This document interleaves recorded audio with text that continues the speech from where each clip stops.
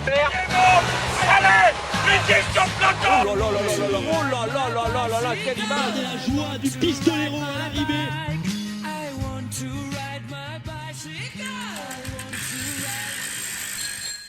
Eh bien, bienvenue dans un nouvel épisode de Chasse Patate. Nouvel épisode consacré en cette fin de mois de mai, début du mois de juin à, évidemment, le Giro d'Italia.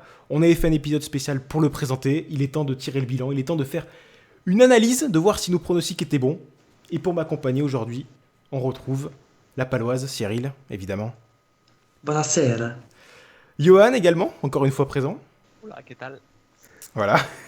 Qui lui est déjà en pleine préparation pour la Volta, visiblement. Et enfin, un petit nouveau, voilà, Lucas, alias Mayoge. Salut à tous, moi je le fais en français, hein, je préfère. Oui, non, mais Oui. voilà, faut être corporate, faut être Voilà, Faut patriote. protéger, en fait. Voilà, c'est ça. Voilà, alors attention, hein, parce que là, on a dans la tablée un administrateur du groupe Eto. Donc si on dit une connerie, on peut se faire ban, donc attention à ce que vous dites, les gars. Il faut Oui, vous inquiétez pas. surveillons nos propos. Alors, Pas d'acheter de zère. si, on va être obligé d'en parler, parce que Pozovio fait 6ème quand même. Moi, j'étais très content. Hein. Mais Et moi aussi. on y reviendra. C'est vrai qu'il y a un putain de lobby H2R là qui est présent, parce qu'on est 2 supporters sur les 4. Hein. Eh oui. Ah ouais, non, On mais va- pour on va- le niveau, on va faut Giro, on en parlera. C'est ça, on va pouvoir bien le défendre. Alors, évidemment, le programme est assez énorme. Hein. Pour la première fois depuis le début de l'histoire du podcast, j'ai environ 2 pages de notes c'est vous dire la préparation qui a été faite. Donc, on a beaucoup de choses à dire et on va essayer de tout évoquer. Évidemment, on va essayer de pas non plus faire un podcast de 3h30, hein, même s'il y a des chances qu'on titille peut-être les 2 heures, on va essayer de faire un petit peu moins quand même. Ça sera le challenge du jour. Pour commencer, donc la première chose dont j'aimerais qu'on parle, c'est un truc assez généraliste, c'est le spectacle du Giro en lui-même. Qu'est-ce que vous avez pensé de ce Giro ? Qu'est-ce que vous en pensez de cette 3e semaine absolument monstrueuse et des 15 autres premiers jours qui étaient un petit peu moins éclatants, disons. Qu'est-ce que vous en avez pensé ? Eh ben tiens, Lucas, je te laisse commencer. Pour le Giro, j'ai trouvé les 2 semaines assez peu emballantes, on va dire. Première semaine, pas du tout emballante, beaucoup de sprints. J'ai bien aimé quand même on va dire le coup de Postelberger, puis bien sûr la bordure de Bob Jungels, mais bon sinon la première semaine n'était pas top. Forcément la 3e semaine c'est celle qui a été la meilleure des 3, de toute façon c'était la plus attendue. Donc dans l'ensemble je dirais que c'est un bon Giro. Au début j'étais pas très emballé, mais à la fin on a quand même assisté à un bon grand tour, à un bon Giro je trouve, avec le suspense surtout. Oui, c'est fait, évidemment. Et on s'attendait justement à ce que cette 3e semaine peut-être creuse des écarts absolument monstrueux et qu'on aurait eu un contre-la-montre assez insignifiant au final. Ça a été complètement le contraire, avec finalement du suspense jusqu'au bout, quoi.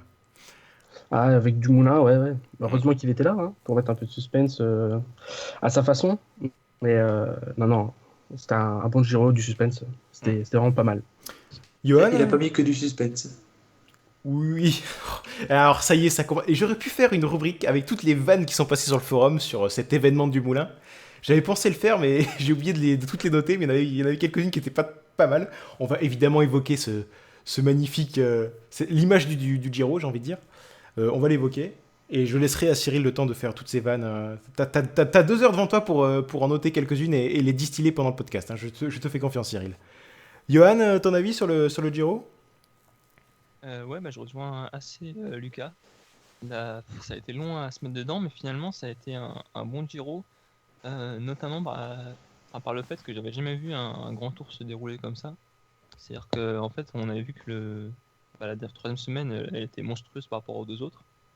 Et en fait, les mecs étaient complètement tous cramoisis à la fin du Giro. Et j'avais jamais vu un grand tour où les mecs pouvaient même plus accélérer parce qu'ils étaient complètement cramés dans l'école.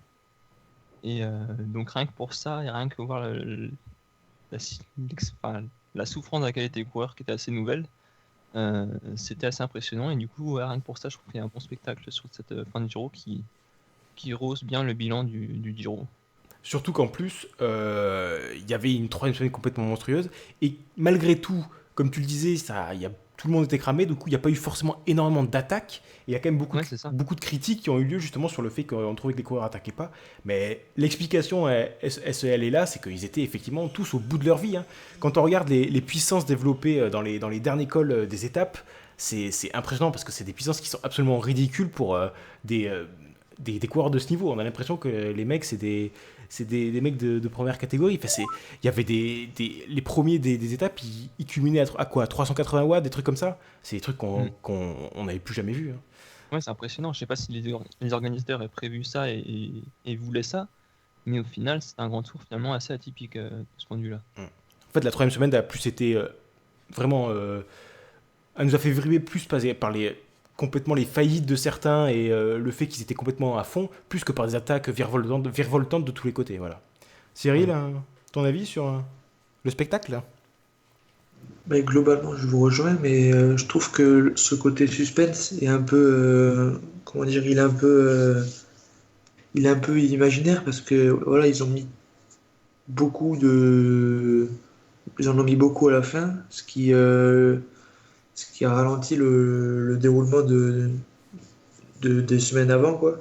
Et parce que sur le papier, il y avait quand même de quoi faire des choses un peu plus intéressantes, mais c'est eux-mêmes qui se sont automatiquement bridés, quoi, pour moi. Du coup, c'est un suspense un peu artificiel, et sans l'histoire du moulin en bas à Bormio, le suspense en plus n'aurait pas vraiment existé pour la victoire en plus. Donc après, c'était quand même un bon Giro globalement, mais je pense que cette dernière semaine trop difficile aurait pu être moins difficile, quoi, pour en mettre un peu plus tôt et mieux dispatcher ça pour avoir une course plus intéressante sur la longueur. Voilà. Et on parle tous d'une première semaine assez ennuyeuse. Après, les organisateurs, ils n'ont pas eu de chance. C'est que la seule étape qui était censée mettre le feu à la première semaine, c'était l'étape de l'Etna. Il y a eu vent de face qui a complètement annihilé toutes les tentatives et qui a rendu une espèce de... franchement, une étape hyper décevante sur le papier, quoi, qui a finalement accouché d'une souris, quoi. Il y avait ça aussi, c'est vrai, ça. Le gros bonne nuance, ouais. Très bien. Ce qui est intéressant aussi, c'est de voir qu'à la fin, quand même, ils étaient tous cramés en dernière semaine, alors que finalement, le parcours des 2 premières semaines, sur le papier, il n'était pas si difficile que ça. Mais en fait, quand on regarde toute la deuxième semaine, et c'est couru à fond, j'ai l'impression, du début à la fin, quand tu vois les étapes de... Je sais plus quelle étape où c'était censé être plat, où ils ont parcouru 100 km en 2 heures au début. Les mecs se sont donnés à fond sur la deuxième semaine, et du coup, ils ont explosé en un vol comme du popcorn dès la première étape de la troisième semaine, quoi. C'est aussi ça une raison. Et il y a aussi le fait qu'en troisième semaine, en fait, il n'y a eu aucune étape, entre guillemets, de transition. Souvent, tu as toujours une ou deux étapes qui sont là où les leaders ne bougent pas et où on laisse les baroudeurs faire. Là, il n'y en avait pas. Tous les jours, ça bougeait pour le général. Tous les jours, il y avait une lutte entre les favoris. Donc, il y a aussi ça. C'est l'enchaînement des journées absolument plus dures les unes que les autres qui a fait qu'effectivement, ils ont terminé, mais au bout du rouleau, quoi. Et c'est ça. Même celles qui n'étaient pas dures sur papier, elles ont finalement été dures à cause des circonstances de course, quoi. À cause du fait que Dumoulin n'était toujours pas largué au général, quoi. Notamment, parce que c'était... Oui, même pour la bataille pour échapper, tout ça, au début... C'était lui qu'il fallait... Ouais, aussi. Mais c'était lui qu'il fallait larguer et finalement, on n'a pas réussi à le faire jusqu'au bout, malgré son incident. Hein, je fais des guillemets avec les doigts. Très bien. Eh ben, on peut passer à... Allez, une petite rubrique que j'ai envie d'appeler la rubrique organisation/média. C'est qu'est-ce que vous avez pensé de l'organisation du Giro? Parlons vite fait, disons, de comment la RAI a géré, par exemple, les motocaméras, et même les motos en général. Hein. Parlons de tout ça. Parlons aussi peut-être de la chaîne L'équipe et des consultants, parce qu'en fait, on a eu aussi droit depuis très longtemps à une retransmission du Giro en clair, et avec donc un tout nouveau panel de consultants, avec Jérôme Pinault, Nicolas Roche, et pas Nicolas Roche, Stéphane Roche, justement, et aux commentaires Patrick Chassé, et sans oublier Claire Bricogne aux interviews. Qu'est-ce que vous pensez donc à la fois de l'organisation du Giro en lui-même, et également de l'organisation de l'équipe autour du Giro, assez rapidement, Johan? Peut-être que Nicolas Roche aurait été meilleur que Stéphane Roche, commentaire. Ah, merci. Mais, là, déjà le quatuor de l'équipe, donc Pinot très bien. Heureusement qu'il était là pour remplacer Boyer. Chassé, j'ai trouvé un peu mieux que depuis le début de saison, il était plutôt mauvais pour moi. Et puis pour la science, toujours fidèle à lui-même. Et ensuite, niveau organisation, la RAI, on a vu quand même des choses assez hallucinantes pendant ce Giro. Que ce soit donc du coup avec les motos qui ont provoqué des chutes massives, ou même des signaleurs des fois qu'on voyait en plein milieu des virages, on se demandait mais pourquoi il est là, il veut suicider le mec, mais c'était assez hallucinant, assez bizarre de voir tout ça.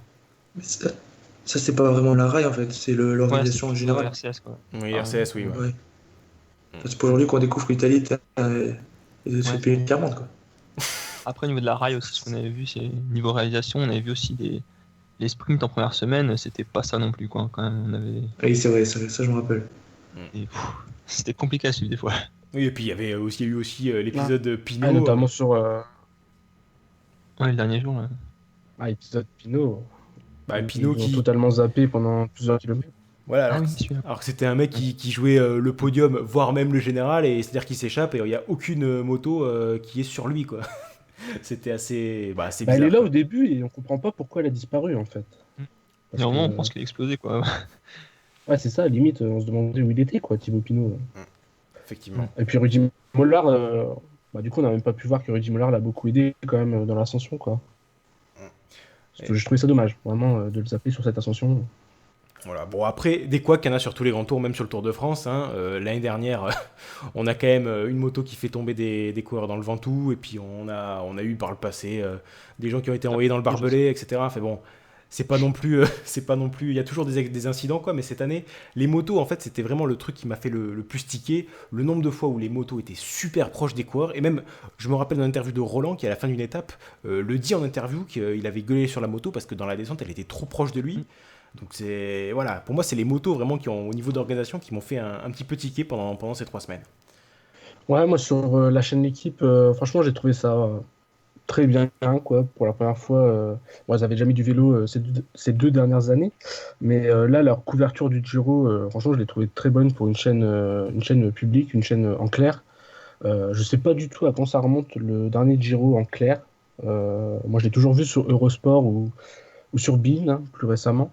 Mais en tout cas, en comparant avec ce qu'on avait eu sur Bein et ce qu'on a maintenant sur la chaîne L'équipe, c'était vraiment, on va dire, du même niveau. Moi, j'ai pas. Bon, ils étaient pas sur place, mais on ressentait quand même bien l'atmosphère avec les interviews d'avant et d'après-course. Les journalistes, enfin, Patrick Chassé, Jérôme Pinot et Stéphane Roche je trouve, ont bien fait le taf.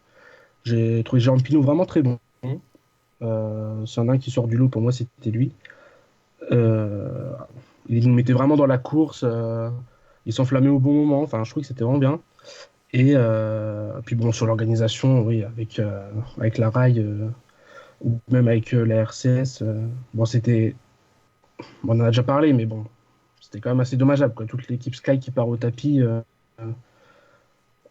sur un fait de course comme ça, c'est regrettable.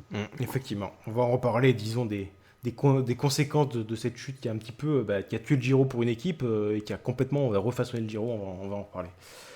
Cyril, il ne reste plus que toi donc sur cet épisode média, organisation. D'ailleurs, j'ai honteux, pendant que j'ai présenté le sujet, j'ai quand même oublié de parler de effectivement Polo La Science. Hein. J'ai un petit peu honteux.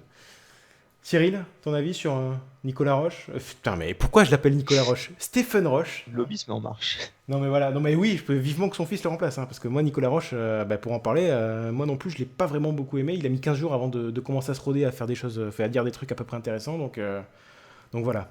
Et globalement, pas grand chose à rajouter, à part que le Pinot, c'est sûr que. Enfin, moi, je m'attendais à ce qu'il soit bon, il a été bon. Parce que même quand il parle à la radio, il est intéressant et tout, il est dynamique.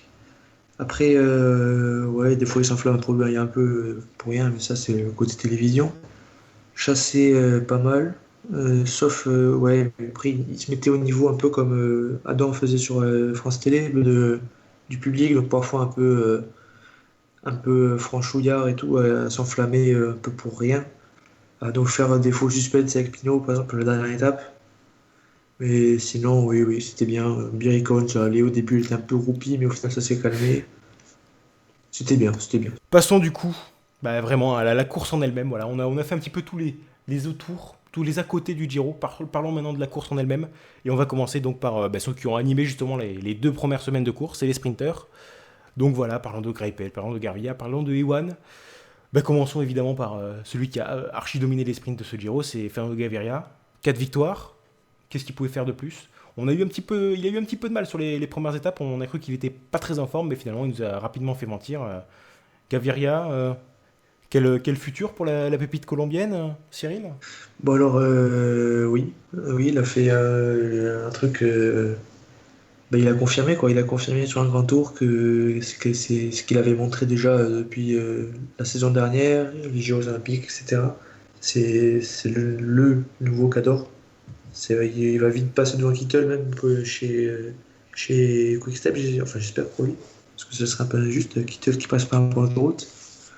Après, il avait aussi une équipe très costaud, il faut le savoir, il faut le dire.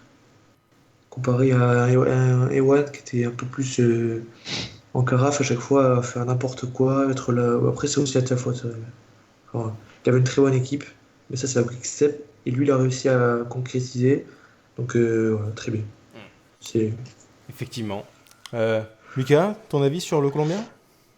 Moi, j'ai le même avis assez élogieux quand même sur Gaviria parce que il arrive sur son premier grand tour, il me semble. Il claque 4 étapes au sprint.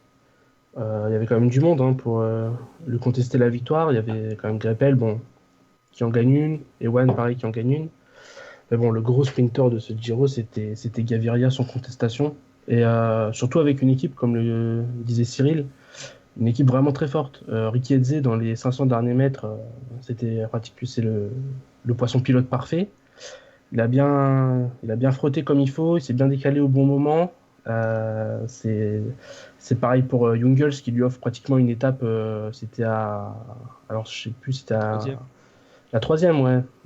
Ouais, bref, avec le coup de bordure, c'est carrément toute l'équipe Quickstep qui lui offre la victoire. Donc là, en gros Giro de Gaviria qu'on attend rapidement sur le tour, hein, j'espère. Ouais, effectivement. Et Johan, ton avis sur le Colombien? Sachant que on était deux lors du podcast de présentation à dire que Gaviria gagnerait plus d'étapes que Greipel. Et évidemment, les grands esprits se rencontrent. On a eu raison. Hein. Il a éclaté l'Allemand. Donc, ben voilà. C'est le moment de savourer ton succès, Johan. Bah ouais, bon déjà Cyril, j'allais te demander si ton ton blasé ça avait un rapport avec la comparaison Gaviria et Ewan. Et effectivement, je vois que t'as pas tardé à citer l'Australien.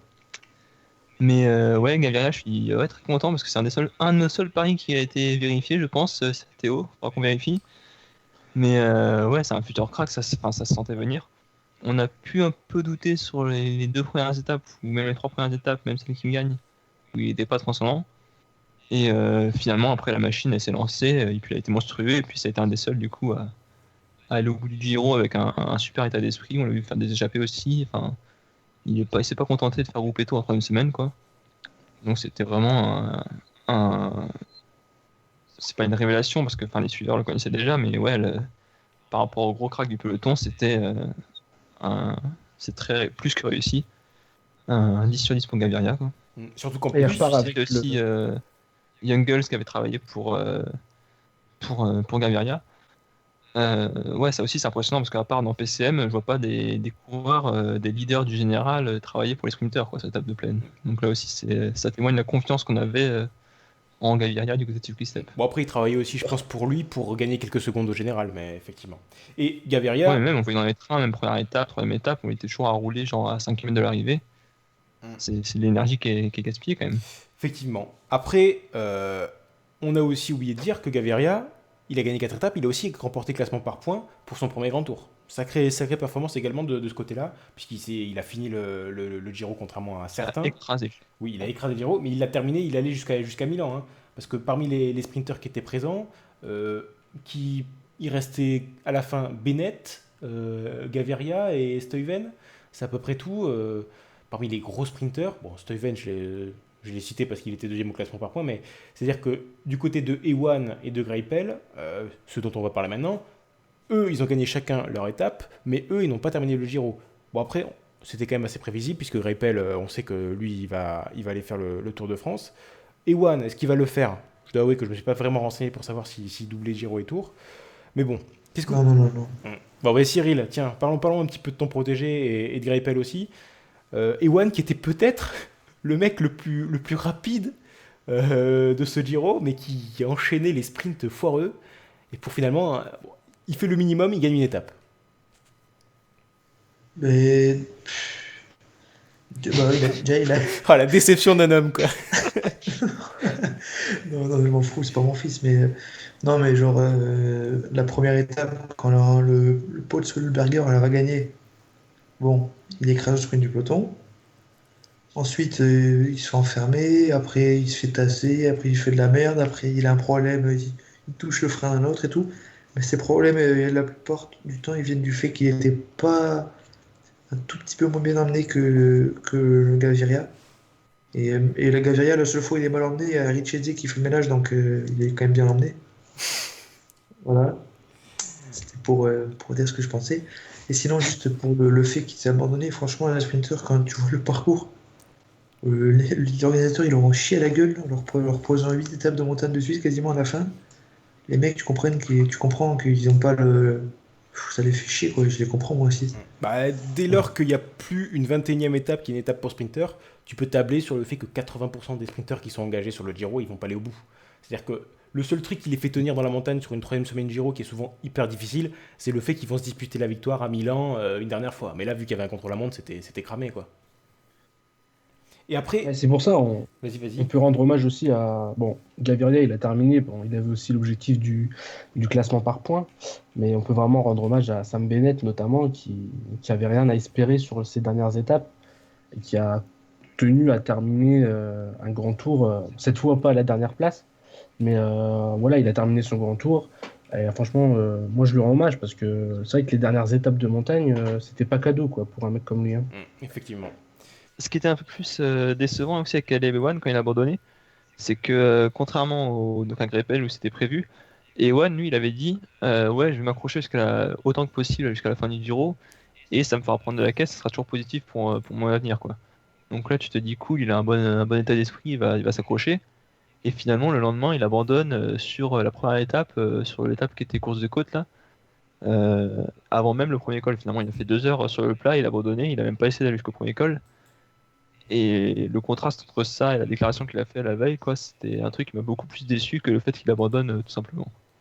Et Ewan, tu disais qu'il était moins bien amené que Gaviria, Cyril, et que c'était ça qui avait fait qu'il n'avait pas forcément gagné, mais il a aussi fait individuellement des erreurs assez présentes quand même, parce qu'il y a des moments où il faut passer à gauche, il passe à droite, il y a des moments où il fait... Ewan, j'ai l'impression que il a tendance à prendre des mauvaises décisions quand il fait ses sprints, alors que justement Gaviria, c'est l'inverse opposé, même quand il est en situation de faiblesse, comme sur le sprint qu'il gagne où il remonte tout le monde dans les derniers mètres, il prend toujours la bonne décision, il trouve le bon timing pour passer au bon moment et finalement gagner son étape, alors que Ewan, on a l'impression que quand il est largué dans les derniers mètres, il a un peu plus de mal à trouver les bonnes trajectoires et à aller gagner des sprints, alors que très sincèrement, au vu des 15 premiers jours de course, j'ai l'impression que Ewan, en vitesse pure, c'était le plus fort du trio Ewan, Greipel, Gaviria. Je sais pas. D'ailleurs, sur le sprint que tu évoques là, si Ewan il passe à droite et pas à gauche, Gaviria lui il remonte pas le long des barrières et il gagne pas, et là c'est peut-être Ewan qui gagne. Bon, après, Mais effectivement, ça vient avec la confiance, quoi, je pense. Gaviria il gagne, donc la confiance s'appelle la confiance, et il a plus l'instinct pour aller là où il faut, alors que Gaviria il doute, il hésite une fraction de seconde, et forcément ça le fait. Une fraction de seconde, c'est important à ce niveau-là, quoi. Effectivement. Et personne n'a évoqué Greipel. Greipel qui venait quand même sur le Giro. Alors, contrairement à Gaviria qui avait Jungle à ses côtés et Ewan qui avait Yates, lui, son équipe s'alignait sur le Giro avec avec Greipel en tant que seul et unique leader. C'était l'équipe qui était construite pour lui. Il s'en sort avec une seule étape au final. Est-ce que c'est un échec, Greipel, sur ce Giro? Mais comment tu craches sur Maxime Montfort, quoi? Oui, bien sûr. Non, Vas-y. non, ce qui est étonnant avec Greipel, c'est que la seule étape qu'il gagne finalement, c'est la deuxième étape, donc celle qu'on n'attendait pas finalement, parce que c'était l'étape qui a été complètement escamotée avec les reliefs en milieu d'étape.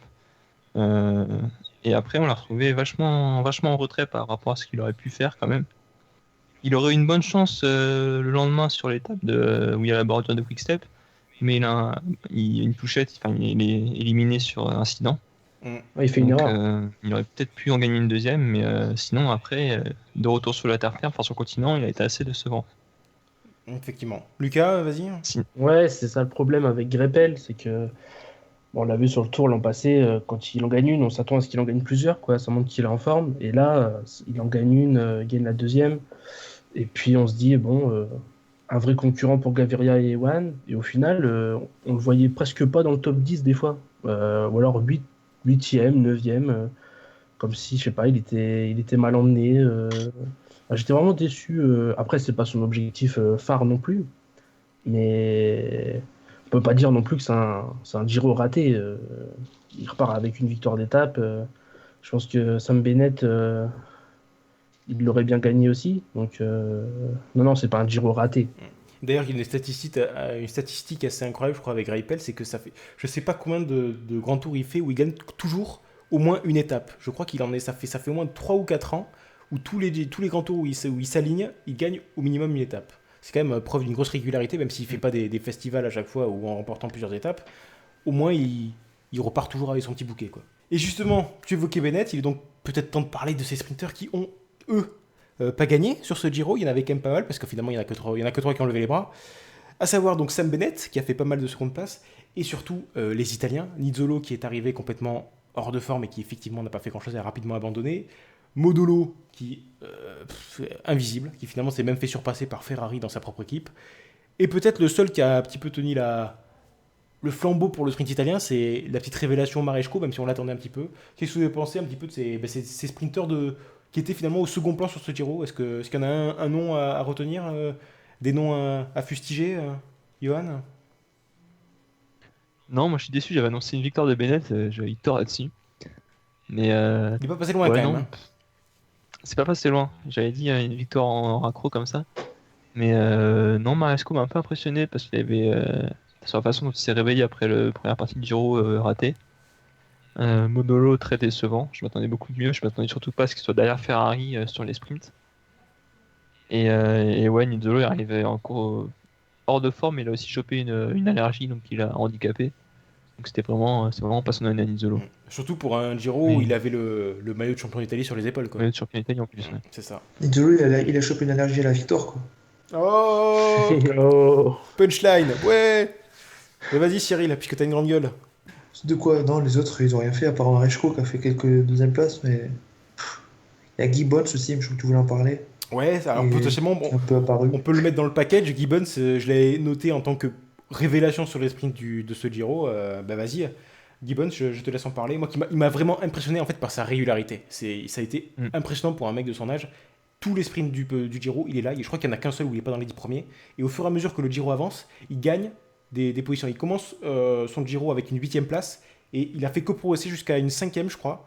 Je crois que c'est le. Ouais, c'est ça. Donc vraiment, moi, il m'a vraiment impressionné. Bon, mais vas-y, Cyril, je te laisse en parler. Moi, franchement, je le connaissais quasiment pas avant, enfin, de nom juste. Et là, on le voit, il enchaîne. Il enchaîne pas mal, vraiment pas mal. Alors que, en plus, il y avait Sbaragli dans l'équipe, je crois aussi. Ouais. Du coup, c'était même pas dit qu'il allait être le leader et il a fait ça, c'est bien. Je suis africain, voilà, la relève. Exactement. D'ailleurs, tu dis qu'il le En connaissait. fait, au début, avec Sbaragli, ils se faisaient leur sprint chacun de leur côté, et il y en avait pas un qui travaillait pour l'autre, Oui, et ils faisaient 7-8ème. Et finalement, on s'attendait à ce que Gibbons il se mette un jour à travailler pour Sbaragli, et puis ça a été le contraire en une semaine. surtout Donc, que c'est assez étonnant. Sparagli a dit à un moment donné qu'il visait le classement par points. Au bout d'un moment, il le disait. Au bout de 2-3 étapes, Ouais, quand il a commencé à faire un sprint intermédiaire, à s'échapper, tout c'est ça. ça exactement. Et Gibbons, pour ceux qui auraient suivi, il a quand même gagné le Grand Tour de Langkawi en début de saison. Avec C'est Wings qui l'avait annoncé. C'est ça, voilà. Avec une petite étape au passage et le classement général. Et là aussi, il avait fait preuve d'une très grosse régularité. Donc voilà. C'est là-bas que je l'ai découvert, en tout cas, cette saison. Ryan Gibbons, avant ça, c'est limite si j'en avais pas entendu beaucoup parler, quoi. Moi, personne ne le connaissait, hein, Oui, clairement. Ouais. c'est clair. À propos de Bennett, il y a quand même pas un problème, mais je vais mettre un petit bémol sur Bennett, c'est qu'il avait vraiment une bonne équipe. De toute façon, la Bora, sur la première semaine, elle s'est montrée même offensive avec le coup de Postelberger. Et après, ce même Postelberger l'emmenait super bien dans les sprints. Et il a je sais pas, dans les 100-150 derniers mètres, il a du mal à accélérer pour aller chercher la victoire à chaque fois. Alors qu'il est pratiquement, je vais pas dire pas tout le temps, mais sur 2-3 étapes, il part en tête. Enfin, il est en tête à 200 mètres, quoi. Et il se fait toujours remonter. Bon, alors par Gaviria, donc c'est un monstre, mais je pense que Bennett, voilà, c'est ça qui lui fait défaut sur ce Giro. C'est les 100 derniers mètres, la toute fin du sprint où il a du mal à encaisser, quoi. Mais Bennett, on a quand même l'impression que c'est un bon sprinter, mais c'est un type qui n'a pas non plus un potentiel limité ou extraordinaire comme on pouvait le voir avec Gaviria ou Ewan. On sent que c'est un mec qui commence à plafonner là. Il a 26-27 ans, je crois. Il est au top il est à son pic, disons, à son meilleur âge, entre guillemets. Et on a l'impression qu'il va difficilement aller plus haut. Alors c'est un type qui a quand même le niveau pour gagner une étape par-ci par-là sur une course World Tour. Il l'a fait sur Paris-Nice. Mais j'ai quand même l'impression que c'est un petit peu... Il est un petit peu limite pour passer le pas et aller gagner une étape sur un grand tour. À la rigueur sur la Et Vuelta. de mémoire, j'ai l'impression qu'il est encore meilleur sur les sprints en boss, moi. Alors que c'est beaucoup de sprints plats ou très techniques sur le Giro, donc ça va peut-être pas aider non plus. Mais ouais, je le voyais plus moi je le vois plus victorieux sur un sprint en boss, Sam Bennett. Vous avez des trucs à rajouter sur le sprint ou on passe directement au général là? Ouais, moi je voulais citer Ivan Savitsky. Très bien. Alors, Merci pour. non mais sérieusement, ce mec-là, j'ai eu la folie de le pronostiquer dans le Giro par élimination. Il a enchaîné les journées en Gruppetto, il a décidé de sprinter un jour où il a fait une 10e place, une 14e, je sais plus, juste le jour où je l'avais pronostiqué, et il m'a sauvé pour le jeu pour une semaine de plus. Donc je le remercie. D'accord, très bien. Moi je suis très déçu de ne pas avoir Voilà. vu Porcev sur ce Giro. Porcev qui a préféré aller faire le tour d'Azerbaïdjan, je crois, ou le tour du Kazakhstan, je sais pas, j'étais très déçu. J'espérais voir la flèche de l'Oural sur les routes italiennes et il n'y était pas. Bon voilà, c'est dommage. Bon, ben je pense qu'il est temps de quitter le royaume des fous de vitesse et d'aller vers les grimpeurs, vers ceux qui ont joué le général. Il est temps de parler donc de la lutte pour le maillot rose. Et on va peut-être commencer par ceux qui ont fait des gros fails. Voilà, les mecs qui visaient le général et qui ne sont même pas dans les 10 premiers. Et il y en a quelques-uns. Et à commencer donc par les mecs de la Sky, même si là, c'est pas vraiment un fail, parce que c'est pas vraiment de leur faute, c'est la faute d'une moto qui a provoqué une chute et qui a envoyé au tapis Geraint Thomas et Mikel Landa. Non, Mikel Landa, attention, de ne pas faire l'erreur. Commence pas à faire comme les... Exactement, Mikel Landa. Donc voilà, les deux leaders de la Sky qui se font avoir par un strike. Voilà, décidément, la Sky, elle aime bien. Hein. Je me rappelle d'un Paris-Roubaix l'année dernière, je crois, où c'était pareil, ils avaient fait un beau strike. Sur leur gros rendez-vous, des fois, les Sky, ils aiment pas trop ça. Mais on a quand même l'impression que le Giro, c'est un peu une malédiction hein, pour l'équipe britannique. Donc voilà, qu'est-ce que vous avez pensé de cette chute? Qu'est-ce que vous pensez que ces deux coureurs auraient pu apporter en plus sur le Giro? Qu'est-ce qu'ils auraient changé sur le scénario de ce Giro? Alors ouais, Landa, il a quand même été excellent dans la dernière semaine en allant chercher le maillot de meilleur grimpeur, le maillot bleu. Non, il était même plus bleu, je sais plus. Si, c'est bleu, je crois. J'ai un doute. Si, c'est bleu. C'est bleu, hein, ouais, le Azzurro, ouais, c'est ça. Et alors qu'on l'attendait, quand on voit son niveau en montagne, on s'est dit, je pense qu'on s'est tous dit, qu'est-ce que ça aurait été bon qu'il soit dans le jeu encore, avec pourquoi pas Geraint Thomas aussi, qui aurait pu faire la comparaison avec Tom Dumoulin. Franchement, c'est une grosse perte. Quand il y a eu la chute avant le blockhouse, on a tout de suite compris que c'était foutu, quoi. Et voilà, pour la Sky, c'était dramatique, quoi. En plus, Rosa et Elisson sont tombés aussi. Elisson, à plusieurs reprises, même leurs équipiers, quoi, ils ont morflé. Et au final, il y a rien à part le maillot de meilleur grimpeur de Mikel Landa et sa victoire d'étape, il n'y a pas grand-chose à retenir pour la Sky, quoi. Dès la fin de première semaine, c'était terminé, quoi. Bon, Rosa, on l'a quand même un peu aidé à tomber quand même. Hein. Je sais pas si vous vous souvenez de ça, mais il s'est fait un petit peu pousser. Ah oui, si, ouais, c'est vrai. Voilà. Effectivement, moi je suis d'autant plus déçu que Landa, je l'avais mis premier, je l'ai mis vainqueur du Giro dans mon pronostic. Moi, je reste sur moi. J'avais prévu le fait que Landa expose tout le monde en 3e semaine. Ben, finalement, voilà. Et il aurait pu. Oui, il aurait pu, peut-être. On ne saura jamais. On ne saura jamais. Johan, fait pas la course, mais...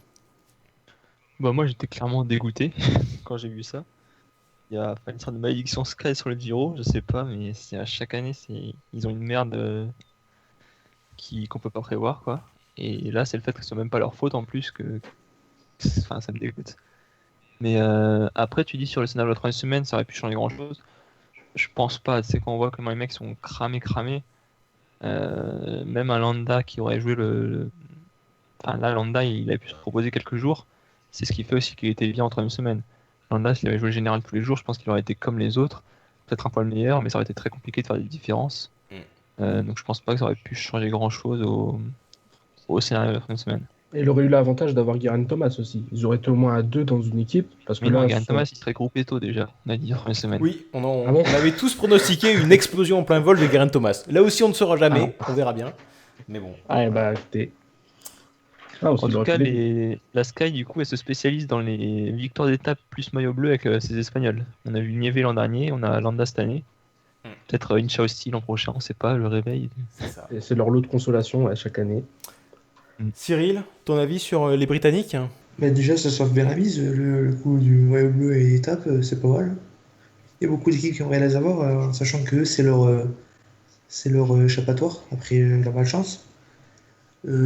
Sinon, après, faire des scénarios sur s'ils étaient pas tombés, qu'est-ce qui serait passé, c'est difficile parce que ça se trouve, ils auraient considéré, vu que c'est des Anglais, que Thomas était le leader, donc Landa aurait perdu du temps, lui. Et à la fin, on a vu que Thomas aurait pété ou pas aux troisième semaine, donc c'est compliqué ces scénarios-là. Et Thomas c'était quand même costaud parce qu'après la chute, il fait quand même deuxième du chrono, alors qu'il a été blessé apparemment, parce qu'il a abandonné. Donc voilà. Et ouais, voilà, c'était difficile à dire. Ouais. Thomas qui voulait En tout cas, d'ailleurs, moi, Thomas d'ailleurs. il voulait pas abandonner, hein, c'est le staff médical qui l'a forcé à abandonner parce qu'il voulait continuer, hein, visiblement. Oui, oui. Mais il fait top 5 sur le chrono, je crois. Oui, oui. Deuxième. Deuxième du ouais. chrono. Ouais, deuxième. Ouais. Et Thomas d'ailleurs, il a aussi grimpé, il a fait une super montée du blocos quand même, tout seul derrière les favoris, il a pas pris trop de temps. Et apparemment, s'il est bien eu, il a fait la montée avec l'épaule déboîtée qu'il avait pas réussi à se remettre. Voilà. Ah, c'est Un costaud. petit guerrier, un guerrier Donc gallois. quoi. ça, c'est un bon gros bourrin quand même. Le regret quand même de la Sky, c'est finalement d'avoir viré Viviani, hein, parce que dans cette configuration de course-là, Ouais. ils sont retrouvés avec plus rien à faire dès le Bocos, quoi. S'il y avait eu Viviani dans l'équipe, ils auraient pu engranger d'autres victoires d'étape sur les sprints, quoi. Comme quoi, mettre Ouais. tous les deux dans le même panier, des fois, mais bon. Bon, on dit ça parce que ça n'a pas marché, là, le panier s'est cassé la gueule, mais bon, s'ils avaient gagné le Giro, on n'aurait rien dit, évidemment. Ouais, pour le spectacle, c'est aussi dommage, quoi, parce que c'était certainement, enfin pour moi, la meilleure équipe sur le papier en montagne. Et c'est celle qui aurait pu contrôler un petit peu la course. Du coup, Parce c'est que là, pas dommage. il y avait aucune. Du coup, c'est pas dommage. Bah, je sais pas. Moi, Ouais. on aurait pu voir Landa et Thomas Voilà, le truc intéressant, c'est que s'entraider, quoi. c'est qu'eux, ils étaient deux. C'est-à-dire que eux, c'était la seule équipe qui avait vraiment deux protagonistes pour jouer vraiment dans la toute fin des étapes de montagne. La, Il y a la, Movistar aussi, mais non. la FDJ aussi. Oui, enfin bon, non, Ouais. mais Ouais, vraiment non, c'est pas dans des- le top c'est du pas des top. voyages, Je parle ouais. pas d'un équipier de luxe, je parle vraiment de deux mecs qui joueraient potentiellement, qui ont la capacité de jouer un top 5. Reichenbach, je l'aime bien, mais c'est un bon équipier, mais bon, jamais il joue mieux qu'un top 10. Enfin, là, vu son niveau, il a joué le top 15, il a fait 15e. C'est pas du niveau d'un Landa ou d'un Thomas, quoi. Bref. Faut qu'on parle de TJ. Exactement. Il est temps de continuer sur nos fails vous savez quoi, on va le faire très rapidement parce que il faut Non, abréger on ses va faire prendre le souffrances. temps de- Il faut abréger ses souffrances à Non, TJ, non, c'est pas- pas possible. Van Garderen on l'avait tous pronostiqué, on l'avait tous dit explosion de TJ Van Garderen, première étape de montagne, allez bim par la fenêtre. Non, pas moi. Ah oui. Ni d'ailleurs. Je sais pas si je devais la ramener. Dans les commentaires du podcast de présentation, il y avait quelqu'un qui nous avait dit qu'il visait un top 5 pour TJ Van Garderen, si je me souviens bien. Donc, ben voilà, TJ Van Garderen, finalement, C'est qui a dit ça? dans les commentaires commentaire sur YouTube, quelqu'un qui avait Ah, pronostiqué un top 5 de ok. TJ Van Garderen. Mais vas-y, alors Cyril, On fait un top 20. je te sens riant, Cyril, vas-y. Non, mais en plus, moi j'aime bien, enfin, j'ai rien contre lui, mais Bah, c'est Après, terrible pour lui. Au niveau de la crédibilité pour l'équipe, pour ses équipiers même.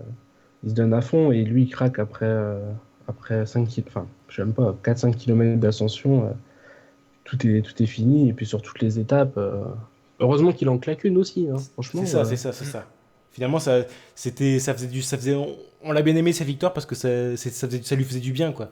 En plus, il avait posté sur les réseaux sociaux un message assez prenant où il disait qu'il avait quitté Au bord du suicide. et voilà, tout il ça, avait quoi. quitté Twitter, etc. parce qu'il en pouvait plus des critiques, il comprenait pas ce qui se passait, il était vraiment désespéré, complètement en dépression. Et le fait qu'il gagne son étape, au moins il aura eu ça sur ce Giro, c'était déjà pas mal. Et j'ai vu, c'était sa première victoire sur un grand tour. C'est-à-dire que En plus, ouais. voilà, c'est ça aussi, on oublie de le dire, quoi. je pense que son problème, c'est dans la tête, quoi, je pense, tout simplement, et ça va être difficile à corriger, à mon avis. Voilà, je sais pas. C'est malheureux parce que c'était un cours qu'on attendait il y a quelques années, mais voilà, je sais pas. Surtout que, alors peut-être qu'il va faire la Volta, on ne sait pas encore, mais il y a une possibilité qu'il fasse la Volta. Est-ce qu'il visera encore le classement général? On ne sait pas. Johan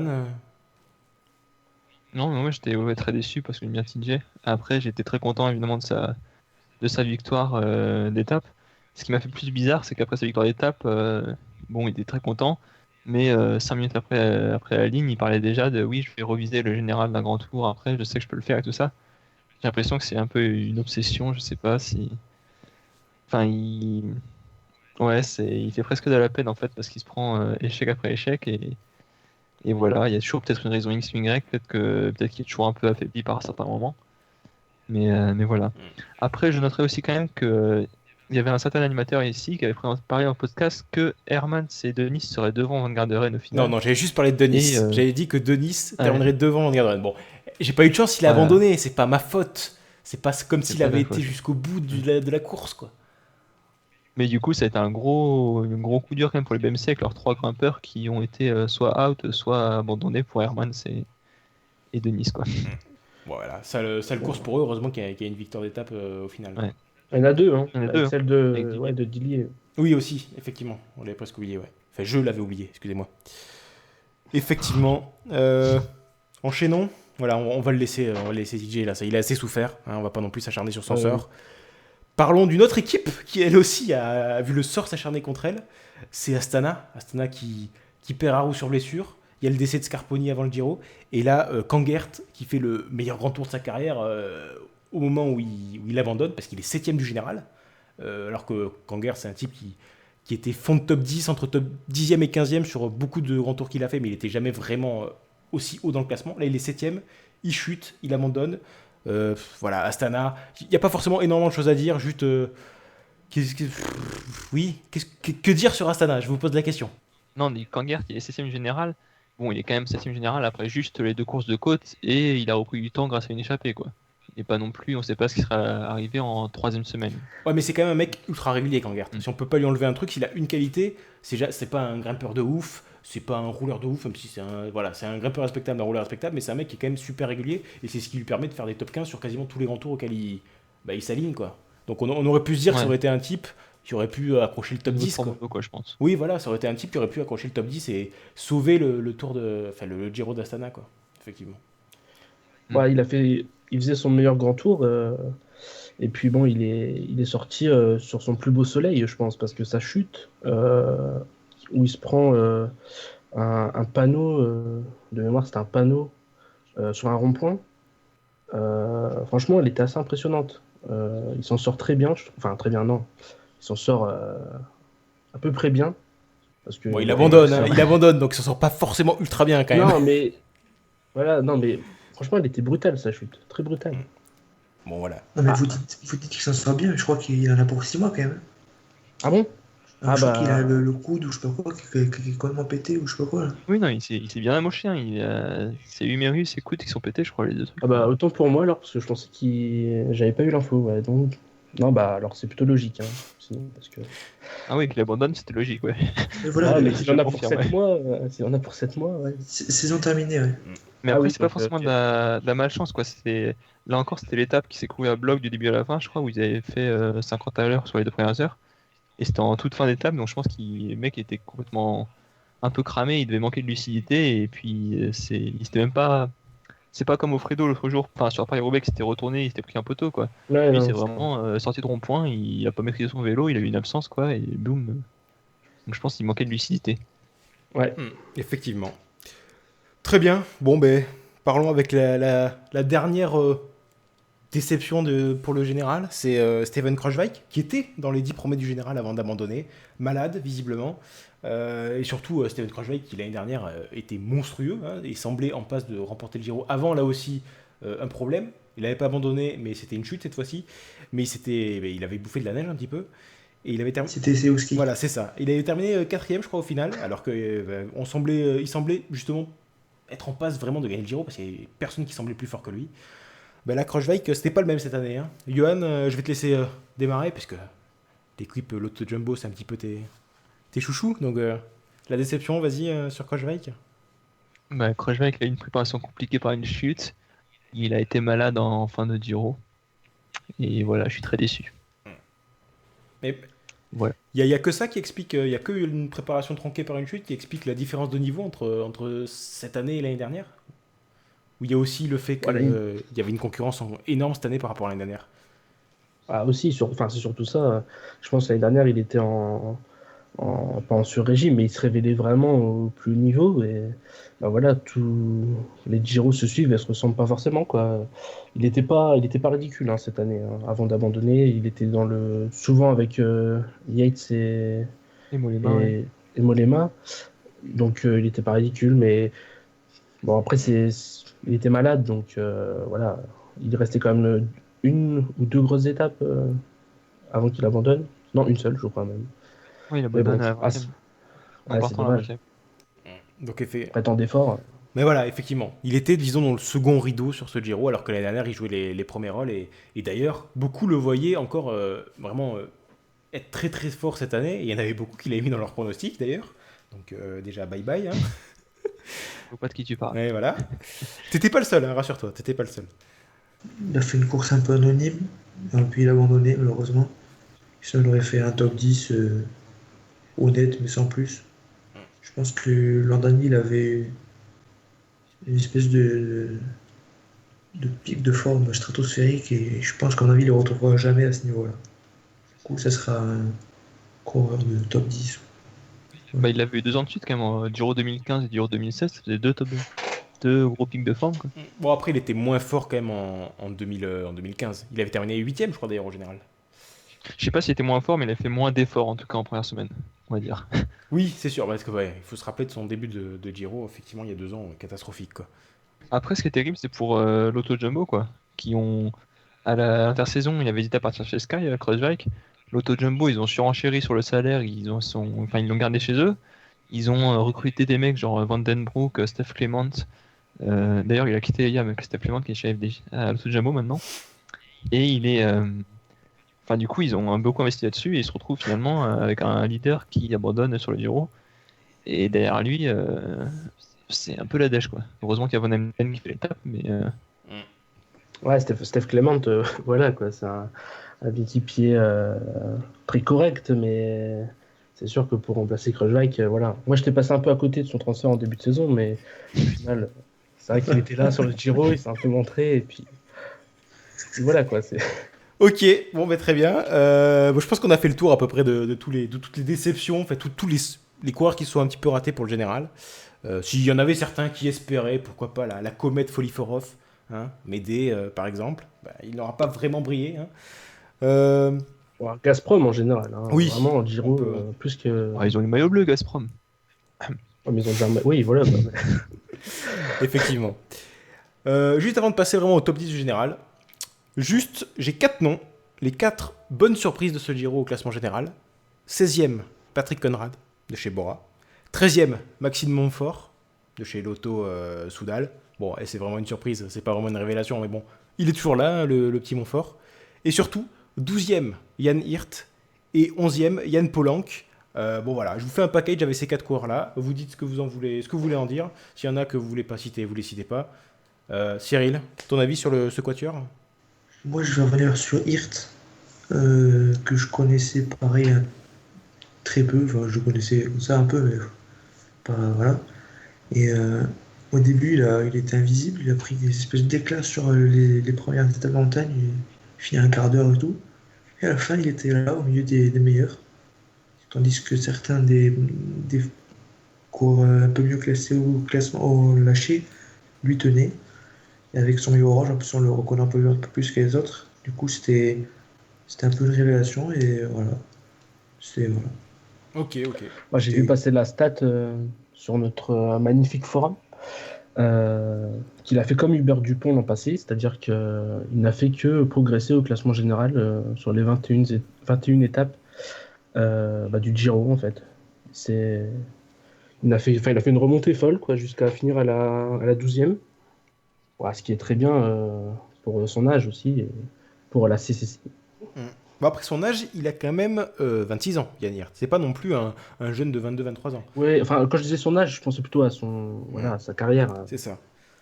son expérience. Moi, j'ai quand même l'impression que Yann Hirt, c'est le Kreuzweig du Continental, parce que c'est un type qui va être performant sur une seule épreuve par saison, en fait, je me suis rendu compte. Hein. Ça fait 2 ans qu'il est super fort sur le Tour d'Autriche. Il y a 3 ans, il était très fort aussi sur un Tour de Suisse. mais vraiment, il a des espèces de trous d'air sur sa saison où il est absolument invisible. Et il y a des courses où, au contraire, il va être monstrueux. Bon, voilà, j'espère qu'il va me faire mentir et que cette année, il va être à nouveau brillé sur le Tour d'Autriche, qui est quand même son tour fétiche. Mais là, effectivement, très très très très fort le Jan Hirt sur cette fin de Giro surtout. Et en fait, j'avais signalé pour Hirt sur le forum, Vas-y. enfin, c'est pas qu'il ait les pics de forme très haussés, enfin, c'est aussi ça, mais c'est surtout qu'en fait, j'ai l'impression qu'il brillait que sur les étapes longues qui se finissaient par une course de côte. C'est ce qui était le cas à Zolden, sur un Tour d'Autriche qui gagne. C'était aussi le cas des longues étapes qui se finissaient par l'ascension de Kitzbühel, je crois. Enfin, c'était vraiment des profils très atypiques. J'ai l'impression qu'il brillait que là-dessus. Et finalement, c'est un peu la révélation et qu'il brille ailleurs que sur des courses de côte sur ce Giro. Même si c'est aussi sur les courses de côte, à Europa et Piancavallo, je crois qu'il a été le meilleur. Effectivement. Et moi, je voulais juste préciser que Polanc avait quand même gagné une étape aussi. Parce que parmi les 4 qu'on a cités là, c'est le seul qui a levé les bras. Et donc voilà, c'était un petit bonus. Pour moi, c'est la plus belle surprise, Polanc. Ouais, je suis d'accord. Alors, allez-y, Johan, vas-y, commence et on enchaînera avec Lucas. Non, il a été très impressionnant, Polanc. Il s'est accroché. Et ce qui est impressionnant, c'est qu'il a fait la course tous les jours, quand on le retrouvait vraiment à l'attaque devant. Au début, on s'était dit, Abu Dhabi, il va arriver avec une équipe qui va jouer les baroudeurs, quoi. Et je pense que personne, après la victoire de Polanc à l'Etna, allait se douter que Polanc allait s'accrocher et jouer le général jusqu'au bout, quoi. Et ça, c'était vraiment un très bon esprit de sa part. Et on a vu qu'il s'accrochait tous les jours, même quand il avait des coups de moins bien, il s'accrochait. Et... Non, franchement, respect à Polanc. Ouais, et puis jusque dans les derniers jours, il était toujours en lice, dans la course pour le maillot blanc de meilleur jeune. Donc, non, il a fait un très bon Giro. Franchement, son étape à l'Etna, même s'il y a le vent de face, je veux dire, lui aussi, il le bouffe, le vent de face. Donc, il va s'imposer tout en haut. Déjà, c'était assez énorme pour lui. Puis bon, derrière, il n'a pas été dans les top 10. Il était rarement vraiment tout devant. Mais en second rideau, on n'était jamais surpris de voir Polanc, quoi. Effectivement.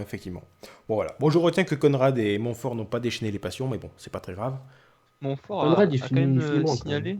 Il a fait une interview qui m'a surpris. Il a dit je suis très satisfait de mon Giro, je pouvais pas espérer mieux. Ah. Et du coup, ça m'a. Voilà, je voulais juste signaler. C'était assez Ouais. drôle. Bon, Montfort... Il a tout donné.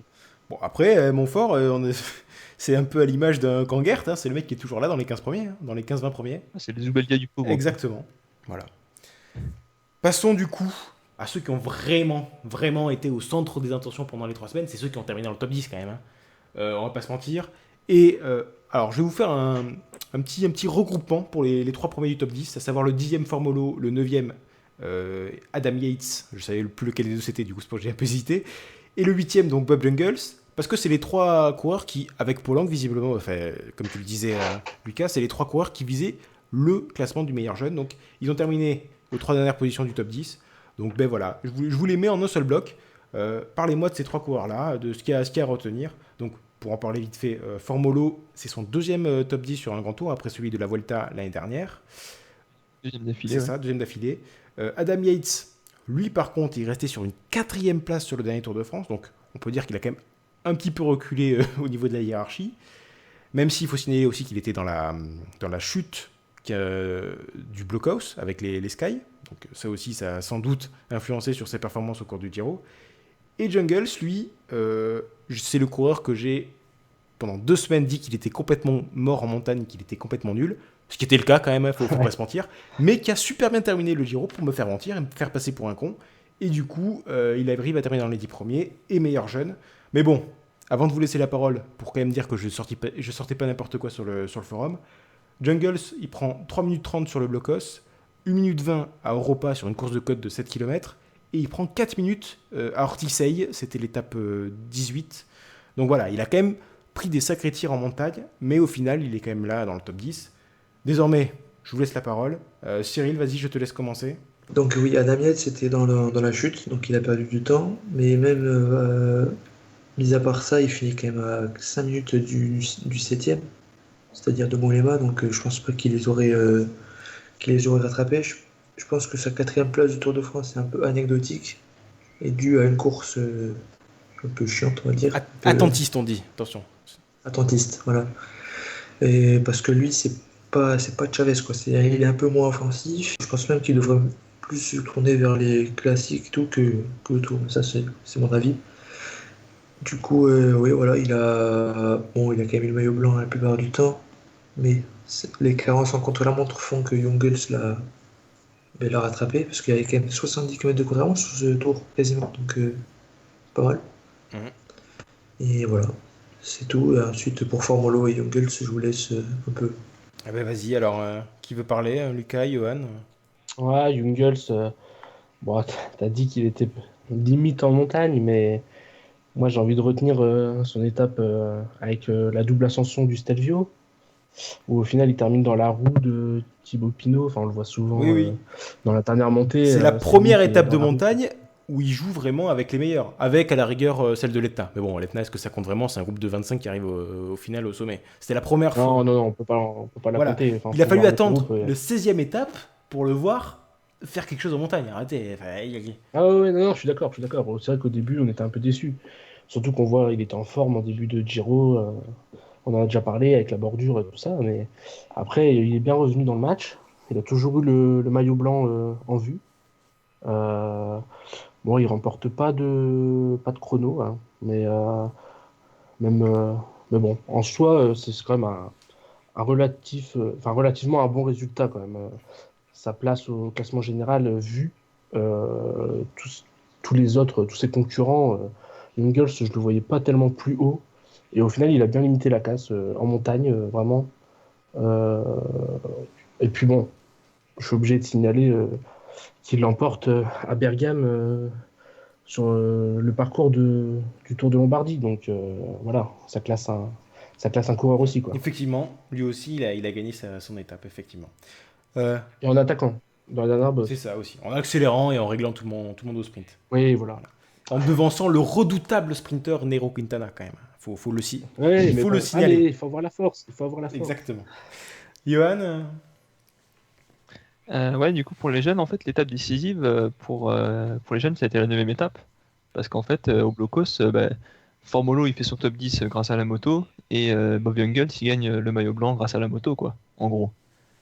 Euh, Après, pour entrer plus dans les détails, donc Formolo, son top 10, bon, c'est un top 10 un peu comme à la Tapuma l'an dernier, quoi. C'est un top 10, bon, il a été régulier, mais voilà, quand on regarde le classement général, il y a entre le premier et le 9e, il y a 8 minutes, et entre le 9e et le 10e qui est Formolo, il y a aussi presque 8 minutes.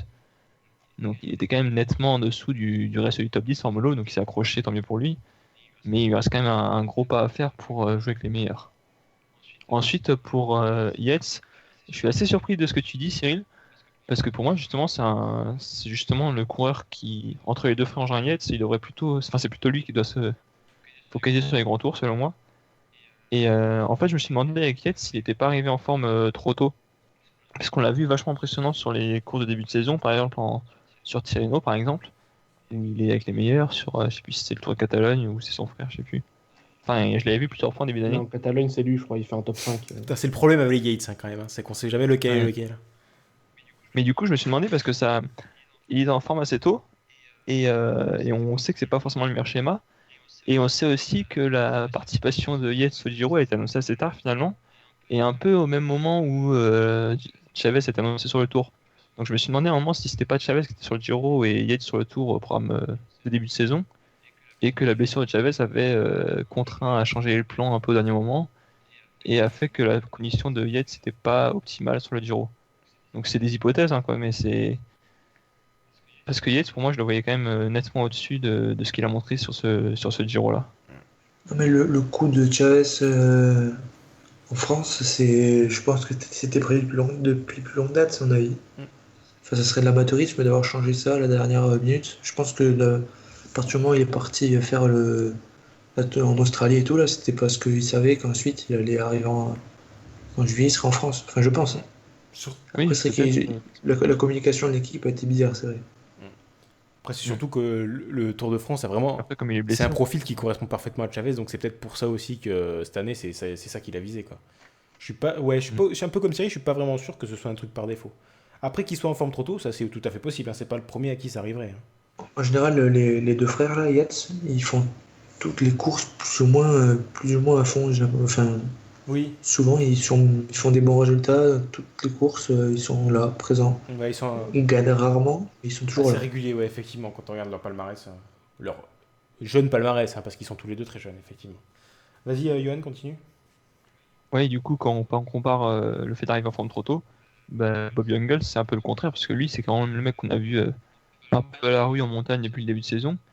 Et bah, sur le Tour de Doman, je crois qu'on l'a vu qu'il était complètement largué ou truc dans le Non, mais genre. depuis le début de saison, il a rien Et, fait, euh, Jungle. Jungle, c'était saison et blanche lui, ouais, jusqu'à finalement, présent. Et en fait, c'est comme l'an dernier, quoi. Il arrive au dernier moment en forme pile au bon moment.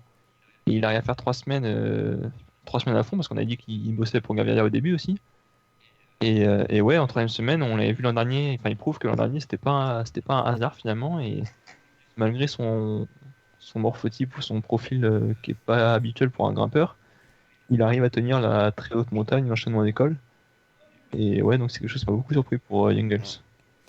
Voilà, bon, ben, moi j'ai été d'autant plus surpris que moi, j'ai passé mes 15 premiers jours à me foutre de sa gueule un peu. Mais bon, voilà. J'avoue que sur sa dernière semaine, Jungles, il a été très fort. Ça m'arrache un peu de dire, mais oui, effectivement, j'ai eu tort de le charger pendant 15 jours pour finalement.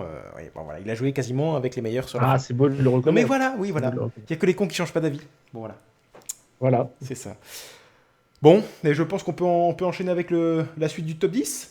Avec un autre. Enfin, avec un autre Hollandais. C'est pas celui qui a gagné le Giro, c'est l'autre. C'est Bauke Mollema, qui a commencé son Giro sur les chapeaux de roue quand même. Parce que sur sur le Blockhouse, il était très très très très fort. Mais il est un petit peu rentré dans le rang sur le final. On a tous eu peur qu'il nous fasse sa fameuse craquante de la troisième semaine où il explose complètement comme un popcorn. Mais finalement, il ne l'a pas fait. Mais bon, en même temps, il était déjà 7ème. S'il avait explosé, il aurait été terminé hors du top 10. Hein, donc il fallait pas non plus exagérer. Il est là. Il est donc 7ème du classement général. Ben voilà. Qu'est-ce que vous avez à dire sur Mollema, Johan, Johan, je te laisse la parole parce que je sais que tu aimes bien les Hollandais. Donc, puis tu le connais un petit Ouais, peu, mais Mollema, pas- quand même, non? Hein. Ouais, il est meilleur quand je le contrôle. Non, mais ouais, Mollema, c'est pas grand-chose à dire en fait. Il a fait un grand tour comme il en a l'habitude, donc avec une très forte deuxième semaine. Et puis bah, petit à petit, il est revenu dans le rang. Là, on peut lui reconnaître qu'il n'a pas totalement explosé, quoi. Il a juste été moins bon qu'en deuxième semaine. Mais il a été un peu anonyme, quoi. Je m'attendais à peut-être plus. S'il y en a un qui devait être offensif, finalement, dans les deux dernières étapes, notamment, c'était Mollema, parce que c'était le dernier du groupe de 7 qui était en tête, quoi. Et il avait 4 minutes ou 5 minutes de marche sur Bob Jungels. Donc on se dit, lui, s'il attaque, il aurait pu, même s'il craque un peu, quoi, c'est pas grave, ça change rien pour lui. Et bah, finalement, il a fait que suivre. Bon, il faut déjà pouvoir suivre, quoi. Mais Bon, après, au général, il n'avait plus rien à, et il avait voilà, plus rien quoi. à gagner à attaquer. Il visait juste une étape à la rigueur pour s'il attaquait, quoi. Ouais, pour le panache. Enfin, au final, tu vois, il finit à 30 secondes de pause au niveau, quoi. Donc il aurait pu. Effectivement. Lucas Non, que Mollema, on commence à le connaître un petit peu. Hein. Euh, une 7ème place sur un grand tour, c'est un petit peu son niveau, je pense. Je pense qu'il aura toujours un peu de mal à faire mieux avec des Quintana, Nibali ou même Pinot devant. Sur le block-off, il a tenu, quand il revient avec Dumoulin, je me suis dit, c'est un nouveau Mollema. Il est là, il est présent dès le premier gros rendez-vous. Et puis au final, bon, il a déjà, sur cette étape, il perd un peu de temps quand même dans le final. Et puis après, bon, il a fait son Giro, je dirais pas dans l'anonymat, parce que ce serait vraiment, ce serait dénigré, quoi. Mais bon, il a fait un Giro qui lui correspond, j'ai envie de dire. Ouais, ben en second rideau. Ouais, je pense que Voilà, c'est le... 7ème place. Je sais pas, Mollema, voilà. Aux portes de la 5ème place, mais jamais vraiment dedans, quoi. Cyril Bon, les mots, il m'inspire pas grand-chose, à part que c'est un peu le remplaçant de Zubeldia pour moi. C'est un... Ouais, non, c'est un peu méchant de dire ça, mais... lui, il termine quand même dans les top 10 de quelques étapes. Zubeldia, c'est l'homme invisible. Hein. C'est littéralement ça sa Oui, c'est caractéristique. Lui, il arrive à se montrer. Ouais, Non, mais même par exemple, ce que tu disais, c'est vrai qu'il aurait pu tenter un truc... on sait jamais, quand il y a encore 6 mecs à contrôler, il aurait peut-être pu laisser du champ, lui laisser... je sais pas, lui, il a jamais attaqué, même pas comme Pinot, quoi. Il a pas... Peut-être La après, il a seule- pas les moyens, mais je sais pas. la seule fois qu'on a vu son équipe, en fait, c'est dans l'étape du. Enfin, la seule fois. La fois où ça m'a vraiment interpellé, c'est dans le Stelvio, quand Julien Bernard il prend en main le peloton dans la première ascension du Stelvio, où il fait un relais Ah bah, il fait toute l'ascension. Hein. époustouflant. Ouais, il fait pratiquement toute l'ascension. Je sais pas s'il craque à un moment, je me souviens même plus. Mais en fait, c'était juste pour limiter la casse sur Amador et Krochwag qui étaient devant. Et voilà, quoi. En fait, c'est ça. Il voulait déjà garder sa place au classement général. Et bon, on sentait qu'il n'avait pas. Enfin, personne s'est dit en voyant Julien Bernard rouler, tiens, Mollema, il prépare un truc. Oui, Ça, c'était pas possible. effectivement. Donc voilà, il a gardé sa 7ème place. Bon, il finit pas 6ème, il finit pas 8ème, mais il a sa place. Effectivement, bon voilà. Bon allez, on va sortir de ce Mollema peu inspirant. On va se dire que c'est clairement le mec du top 10 où on a le moins à dire du Giro. Hein. C'est pas, à part son étape du Bocos, il a pas non plus brillé de mille feux. Parlons d'un coureur qui a brillé de mille feux, lui par contre, le 6ème, c'est Pozzovivo. Alors, qui a brillé de mille feux parce qu'il a fait une 3e semaine extraordinaire avec Zacharine, on veut le dire. Hein. Les deux se sont jamais quittés. Donc voilà, d'ailleurs, on pourrait presque les évoquer ensemble. Hein. Là, c'est presque une paire Pozzovivo-Zacharine. Allez, on va faire ça. Donc Zacharine 5ème, Pozzovivo 6ème du général. Vraiment les deux coureurs qui ont un petit peu dynamité la 3e semaine avec Pinot, mais on en parlera juste après. Alors, Pozzovivo déjà, la grande question c'est est-ce un raton ou pas, hein, parce que c'est un petit peu ce que tout le monde a dit. Et Zacharine, Zacharine qui est à son niveau au top 5. Je me rappelle que Médée le voyait potentiellement capable de gagner le Giro. Finalement, il était dans une configuration où, au contre-la-montre final, il n'était pas si loin de la victoire que ça. Mais bon, il a quand même finalement terminé sa 5ème. Donc ben voilà. Pozzovivo, Zacharine, qu'est-ce que vous avez à dire sur ces deux coureurs? Lucas, je vais te laisser parler parce que voilà, il y a Pozzovivo. Ouais. Vas-y. Défends-nous Pozzovivo. Bon, alors Domenico, je trouve qu'il a fait vraiment un super Giro en fait. Par rapport à ses dernières tentatives en 2015 quand il chute. L'an passé, il est revenu, mais c'était pas trop ça. Enfin, c'était pas le grand Pozzovivo. Il était dans les 10 premiers, mais il était malade sur la dernière étape et il perd. Il a pas été aussi il fait impressionnant Roupeto. que Oui, voilà, c'est ça. que cette année. Et donc, Pozzovivo, il a déclenché déjà sur l'étape d'Ortizei. Quand il sort avec Pinot à la pédale dans la dernière côte, là où il reprend 1 minute hein, quand même. Bon, vous allez me dire au classement, il aurait reculé seulement d'une place. Mais bon, voilà, quand on me pose la question est-ce que c'est un raton, je pense pas. Je pense que Pozzovivo, quand il veut être offensif, il l'est. Après, sinon, c'est qu'il a pas les jambes. Ok, souvent, il était dans la roue de Zacharine quand le Russe attaquait. On le voyait pas beaucoup relié, même si de temps en temps, notamment pour attraper Pinot. Mais franchement, Pozzovivo, il fait vraiment peut-être même son meilleur grand tour depuis ces 5 dernières années. Ah ben, clairement, c'est celui en tout cas Clairement, où il c'est a ça. son meilleur niveau. Après, c'est pas sa meilleure place parce que là, il était face à une concurrence Bah ouais, stratosphérique par rapport à ce qu'il a. Il a pas de chance, il fait le meilleur Giro de sa vie et c'est l'année où la concurrence est exceptionnelle quoi. Parce qu'avec ce niveau-là, l'an passé, il peut faire podium quoi, Pozzovivo. Effectivement. il finit à 3 minutes 11 avec près de 60 km de contre-la-montre. Déjà, on a vu dans le dernier, il a perdu quand même beaucoup de secondes. Mais globalement, ouais, Pozzovivo, il m'a surpris même. Je l'attendais pas à ce niveau-là. Encore moins en 3e semaine. Alors, si on est totalement objectif, j'essaie d'être objectif avec Pozzovivo. Bon, je suis supporter des Jeux de Terre, donc c'est un peu difficile. Mais sur sa sur ce qu'il a montré, moi je le qualifierais pas du tout de raton. Mais j'ai quand même l'impression, parce que par exemple sur Pinot, c'est notamment, comme tu le dis très bien, c'est lui qui a l'initiative du bon mouvement, c'est lui qui attaque et qui sort avec Pinot. Mais j'ai quand même l'impression que, en fait, une fois que le coup est parti, il a vraiment du mal à passer des relais au début, en fait. Il a du mal à vraiment s'engager dans le coup qu'il tente. Et quand il voit que le trou est fait, c'est seulement à ce moment-là qu'il se met à collaborer. J'ai l'impression qu'il a un petit peu mal à collaborer sur les premiers kilomètres des offensives, disons. Ça, c'est pas raton. Enfin, raton, pour moi, c'est Oui, c'est quand tu fais ça et qu'à la fin, tu essayes de faire la nique au sprint, quoi. Enfin, de battre le Zacharine, en l'occurrence. Mais là, bon, je pense qu'il avait déjà du mal à suivre. Parce que Zacharine, il était quand même ultra costaud aussi. Et puis, après, peut-être qu'il en garde un peu sous la pédale, mais bon, c'est pas pour moi le cas le plus flagrant de ratonnage. De raton. de Non, mais ratonnage, là, je voilà. peux pas aussi dire que Zacharine est un raton et que Pozzovivo est pas un raton, là, c'est pas possible. Non, bah oui. Ah, j'ai pas dit C'est ça? l'envers, là. Non, non, il a quand même pas dit que Zacharine était un raton, attention. Non, Zacharine, non, super offensif. Je sais pas, j'ai peut-être dit un truc. C'est le contraire, on Zacharine, m'a c'est compris, le. mais- c'est- Non, c'est lui qui a tout fait, enfin presque tout fait, quoi, Zacharine, dans les dernières semaines. Dans la dernière étape, surtout. Ah ouais, bah, il y en a beaucoup qui le critiquent, il y en a beaucoup qui ne l'aiment pas parce que, effectivement, bon, déjà, outre le fait qu'il est russe, donc effectivement, dans le sport moderne, quand on est russe, c'est déjà un petit peu une maladie. Il a aussi un passif qui parle en sa défaveur, c'est-à-dire que quand il était très jeune, il faut le rappeler, il s'est fait contrôler positif. Bon, même si c'était pour des. C'était des stéroïdes, je crois, ou des anabolisants. Bon, c'était quelque chose de. Bon, c'était du dopage, bref. C'est une Voilà. connerie. Plus, Une erreur de. voilà, non, mais c'est-à-dire que quand tu prends ça, tu ne peux pas te faire chauffer. C'est-à-dire qu'au bout d'un moment, c'est. Bon, des fois, on a l'impression qu'il y a un problème de QI chez Zacharine. Hein. Ça se ressent aussi en course, hein, parce que il fait des trucs, des fois, je sais pas. Mais bref, on peut pas en tout cas lui enlever le fait que, effectivement, Zacharine, c'est lui qui a dynamité la dernière semaine. Donc voilà, c'est un petit peu lui qui nous a fait vibrer sur les derniers jours de course. Et au final, il termine 5ème. On a beaucoup évoqué Pozzovivo, mais Zacharine, même si on l'aime pas, cette 5ème place, elle est pas volée de sa part. Hein. Johan Ah ouais, clairement, Zacharine, c'était.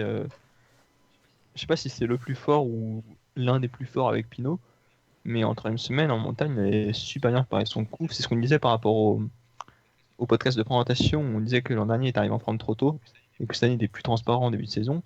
Bah là, justement, il avait bien préparé son pic de forme pour la 3ème semaine. Et ça fait plaisir de voir un coureur offensif qui. C'est celui qui a dynamité la course en 3ème semaine. Donc il y en a certains qui critiquent le fait qu'il est pas forcément relayé sur l'étape de l'étape 20 pour essayer de viser la victoire d'étape. Mais une fois que les autres sont revenus, bah, il n'avait aucun intérêt à relier finalement. Il avait juste intérêt à gagner l'étape. Et ouais, enfin Zacharine, j'étais assez content de voir que son pari avait marché parce que ça aurait pu très bien, il aurait pu se prendre une chute, prendre la moto et rentrer à la maison et se ferait incendier par tout le monde. Et puis là, ouais, j'étais content pour Zacharine. Bon, après, Zacharine, quoi qu'il fasse, je pense qu'il se fait incendier par tout le monde. On a vu sa réputation, mais bon. Non, mais en fait, Zacharine, c'est aussi. Ouais, c'est un coureur généreux dans l'effort, donc c'est bien qu'ils soient un peu récompensés. Après, le fait, c'est qu'il a souvent un contre-temps en course, quoi. Quand il est dans les. On le voit qu'il est offensif, mais pourtant, c'est pas lui qui est dans les bonnes offensives. Si vous voyez, Sur enfin, l'étape, oui, la nuance. Sur l'étape d'Ortizeille, c'est totalement ça. Hein. Il doit être dans la roue de Pinot et Pozzovivo quand ça part. Il tente de sortir. Bon, au final, il perd pas énormément de temps par rapport à Pinot et Pozzovivo, mais c'est une grosse erreur, quoi. Et au début, il part en compte, d'ailleurs. Enfin, à la fin, il part en compte, mais au début, finalement, il fait que relayer du moulin pour essayer de revenir, alors que, effectivement, Ah oui. en voyant que c'est une fois que vraiment ils se sont arrêtés, les deux autres, qu'il s'est dit, ah bah oui, finalement, il faut que j'attaque et pas que je roule, quoi. Effectivement. Ah, voilà. Cyril, on t'a pas entendu sur ces deux coureurs. Et puis, Zacharine aussi, sur la dernière étape, plus que être offensif lui-même, c'est son équipe qui a mis le feu aux poudres avec les relais monstrueux de Kizerlovski et Mamikin. Oh, Mamikin, exceptionnel, Ah oui. Mamikin. Ah là là, cette ascension du Monte Grappa, c'était exceptionnel. Franchement, Mamikin, qu'on n'a pas trop vu, Je crois que il a tout donné. c'était son pic de forme de la saison, je crois. C'est ça. Depuis le temps que je le mets dans mes paris et tout, partout, dans les paris des meilleurs jeunes et tout, puis il disparaît, et là, boum. Il a mis en haut du grappin, il devait être 15 dans le peloton. Ben, Zacharine, oui, vous avez tout dit en gros. Non, mais il est offensif, mais c'est vrai des fois, il est un peu bizarre. Même sur le contre-la-montre final, apparemment, il prend un 58 ans, le mec, comme du moulin. Au final, il fait un contre-la-montre tout pourri alors qu'il est pas mauvais rouleur, quoi, à l'origine. Là, il explose en vol. Et bon, après, Il était bien parti au premier inter, hein, mais après. si tu mets 58 ans alors que. Je sais pas. Non, il s'est vu trop Et- fort, je pense. Ouais, 58 ans, Pozzo- à part Tony Martin et Bert Grapsch, il y a personne qui fout du 58 ans. Bon, là, il y a du moulin, mais Il y a Tom Dumoulin, quoi, du coup, Bah, maintenant. dis-moi. il est bon rouleur, mais bon, à ce point. Ouais, pour finir sur Zacharine, on peut quand même mentionner ses gros progrès en descente. Parce que l'an dernier, il perd son top 5 sur une ligne droite en descente. Et cette année, il perd que Voilà. une trentaine de D'ici secondes. 3 ou 4 saisons, il gagnera du temps sur Nibali. Voilà. Voilà. Le rendez-vous est pris. Nibali sera plus là. Oui, ça sera plus facile pour lui de prendre du temps, mais il prendra quand même du temps, c'est tout. Sinon, Pozzovivo, ouais, il a fait un bon truc, mais il était souvent dans les bons coups, mais moi, il me faisait rager en direct parce qu'il n'était pas dans le. Une fois que le coup était parti, comme vous le disiez, il n'était pas dans le volonté de le faire aller plus loin. Il était content, il suivait, et puis il essayait de gratter l'étape. On ne sait pas trop ce qu'il faisait, mais c'était dommage, quoi. Surtout que j'aime pas trop H2R, donc j'en profitais pour. Pourtant, H2R, avec Dupont et Bidard. Bidard, très bon premier que dalle. grand tour. Hein. Putain, mais c'est noms qui font Ah, rêver quand même. Dupont et Bidard. Ah ouais, c'est Attends, la bonne équipe franchouillarde. Hein. Ah, écoute. Il manque plus que Pierre Roger et c'est Ah, j'avoue. Non, mais il y avait Clément Chevrier aussi, qu'on a vu à l'avant sur une étape. Bon, après, Podo Vivo, je le redis encore une fois, si on est totalement objectif, effectivement, il ne travaille pas sur les débuts lorsque les coups partent, mais après, il collabore. Tout le monde reste fixé sur le fait qu'il est hésitant au départ, mais après, il collabore. Il a collaboré avec Pinot, il a collaboré avec Zacharine. On peut pas dire que non plus il ratonne jusqu'au bout. C'est juste que, oui, effectivement, hein, collabore à au moitié, début, hein. forcément, si tu fais que la seconde moitié du coup tu collabores, la première moitié, oui, ça s'appelle ratonner. C'est un semi-raton. Voilà. Après, un Italien qui collabore, c'est quand même normal. Oh putain. C'est ça. Bon, allez, enchaînons. Pensons du coup à un nouveau coureur. Le coureur qui a déchaîné les passions sur tous les forums francophones, et donc sur le groupe Eto. C'est 700 pages, on le rappelle. ça exactement. C'est Thibaut Pinot, hein, qui termine donc finalement 4e de ce Giro, alors que à la veille du contre-la-montre finale, on se disait, bon, la victoire, personne n'y croyait, hein, il y a guère que sur l'équipe, la chaîne de l'équipe où il le vendait au potentiel vainqueur, on va pas se mentir, mais le podium était à portée de main, le podium était même, on pouvait le sentir, parce que Pinot, sur des références en contre-la-montre sur cette dernière saison, il est meilleur que Nibali, il est meilleur que Quintana. Eh ben non, Pinot, alors 4e place, est-ce que c'est un échec cette 4e place? Et surtout, ses performances en contre-la-montre sont-elles inquiétantes? Est-ce que c'est finalement pas un trompe-l'œil ces performances sur ces 2 dernières années? Est-ce que c'était pas seulement sur des contre-la-montre qui lui convenaient parfaitement qu'elles étaient présentes, et du coup dès qu'on est sur des contre-la-montre un peu plus plats, du coup il se retrouve avec un niveau qui était le sien il y a encore 3 ans, c'est-à-dire un niveau très moyen. Donc voilà, qu'est-ce que vous avez à dire sur Thibaut Pinot, hein, qui termine finalement 4e du général alors qu'on espérait au moins un podium? Pinot, moi je l'aime beaucoup. Moi, je vais continuer ma blague. Je pense que si Pinot était allemand, Paul Vivo aurait un peu plus collaboré. Allons-y. Non, bref. Ouais, malheureusement, il a eu un jour sans. En lendemain, journée de repos, sur l'étape de l'Etna, enfin de l'Etna, pas du tout, de Bormio, du Stelvio. Ouais. Et il a pris quand même 1 minute 30 sur Nibali. Et au final, il finit à 1 minute 17 de la victoire, donc c'est quand même un très gros coup de. C'est 1 minute 30, c'est pas énorme, mais c'était tellement serré qu'il fallait pas qu'il les perde, et il les a perdus. Il s'est pris un coup de bambou, malheureusement. Alors, du coup, ça m'a fait rager sur le coup, le pétage de caisson. Et puis en contre-la-montre, il m'a déçu aussi. Et comme par hasard, contre-la-montre, il y en avait un qui était le lendemain journée de repos, où je pense que le côté diesel qu'il a pas montré ce coup-ci dans les courses de côte, enfin un peu moins. Il l'a montré sur la durée d'une course entière où le lendemain de journée de repos, il n'arrivait pas à repartir, quoi. Sauf la Etna, bon, l'Etna, c'était pas une course, là. Ça m'a déçu, franchement. Après, 4e place, victoire d'étape, c'était super, mais je pense qu'il peut encore faire mieux et qu'il faut qu'il fasse mieux. Bon, J'ai envie, je l'aime. après, on reste sur la déception du fait qu'il a raté le podium de peu et qu'il semblait vraiment à portée de fusil. Mais il faut quand même se souvenir que Pinot, sur ses dernières saisons, sur les grands tours, il reste sur des déceptions, quoi. Donc finalement, cette 4e place, il se remet un petit peu en selle, il se redonne confiance, il reprouve au monde entier qu'il est un vrai prétendant à la victoire finale sur les prochains grands tours qu'il fera. Enfin, même si on reste un petit peu sur l'amertume d'avoir raté le podium, je pense que le bilan n'est pas totalement négatif. Il gagne une étape et il se remet en selle sur les classements généraux des grands tours. Pour moi, ça reste quand même un bilan hyper positif de se dire, je sais pas ce que vous en pensez. Il y a juste, en fait, le seul truc négatif, ce que je retiens, c'est que sur les contre-la-montre, je sais pas ce qu'il a fait ces 2 dernières saisons, il nous a fait des super contre-la-montre, et là, j'ai l'impression qu'il a perdu son niveau. C'est à peu près le seul truc qui m'interroge sur les capacités de Pinot pour les prochains gros rendez-vous qu'il aura sur les grands tours, quoi. Non, pour moi, il a juste pas eu de chance. C'est-à-dire que forcément, dans un grand tour, t'as des jours avec et des jours sans. Moi, Pinot, il a pas eu de chance. Il a eu un jour avec sur l'Etna, ça servait à rien. Et il a eu des jours sans sur les chronos. Mollema, lui, il a eu un jour sans sur l'Etna, ça s'est pas vu, quoi. Pinot, voilà, il a eu un jour sans donc c'est le lendemain de la journée de repos, et il a eu un jour sans le lendemain de sa victoire avec toutes les conséquences médiatiques que ça engendre, quoi. Donc j'imagine qu'il n'a pas dû avoir une récup optimale par rapport à ses autres concurrents, donc ça peut expliquer un petit peu sa contre-performance du dernier jour. Mais je pense pas qu'il faille s'inquiéter sur les chronos. Donc voilà, donc pour toi, ces 2 performances moyennes ne remettent pas en question le fait que Pinot a vraiment progressé, enfin, qu'il a progressé en contre-la-montre, je pense que c'est indéniable, mais ça remet pas en question son niveau en contre-la-montre, parce que au départ du Giro, Pinot était derrière Dumoulin et Thomas, le 3e homme sur les contre-la-montre parmi les prétendants à la victoire finale. Et on a bien vu que sur ce Giro, Nibali était meilleur. Oui, non, c'est clair, c'est décevant, mais il a peut-être un peu perdu. Je sais pas, mais il est pas à ce point-là quand même. D'accord. Lucas Non, Pinot, on peut pas dire que c'est un Giro raté non plus, quoi. C'est une déception, il l'a dit lui-même. Il finit seulement à 1 minute 17 de Dumoulin. C'est rien, quoi. 1 minute 17, des fois, c'est même pas l'écart entre le premier et le deuxième. Il était dans la course. On l'a vu à l'attaque. On l'a vu enfin, je sais plus le nom de la ville, Asiago, je crois, où il l'emporte. Il fait une super étape. Il relance en haut du col. Il roule et ensuite il bat tout le monde au sprint.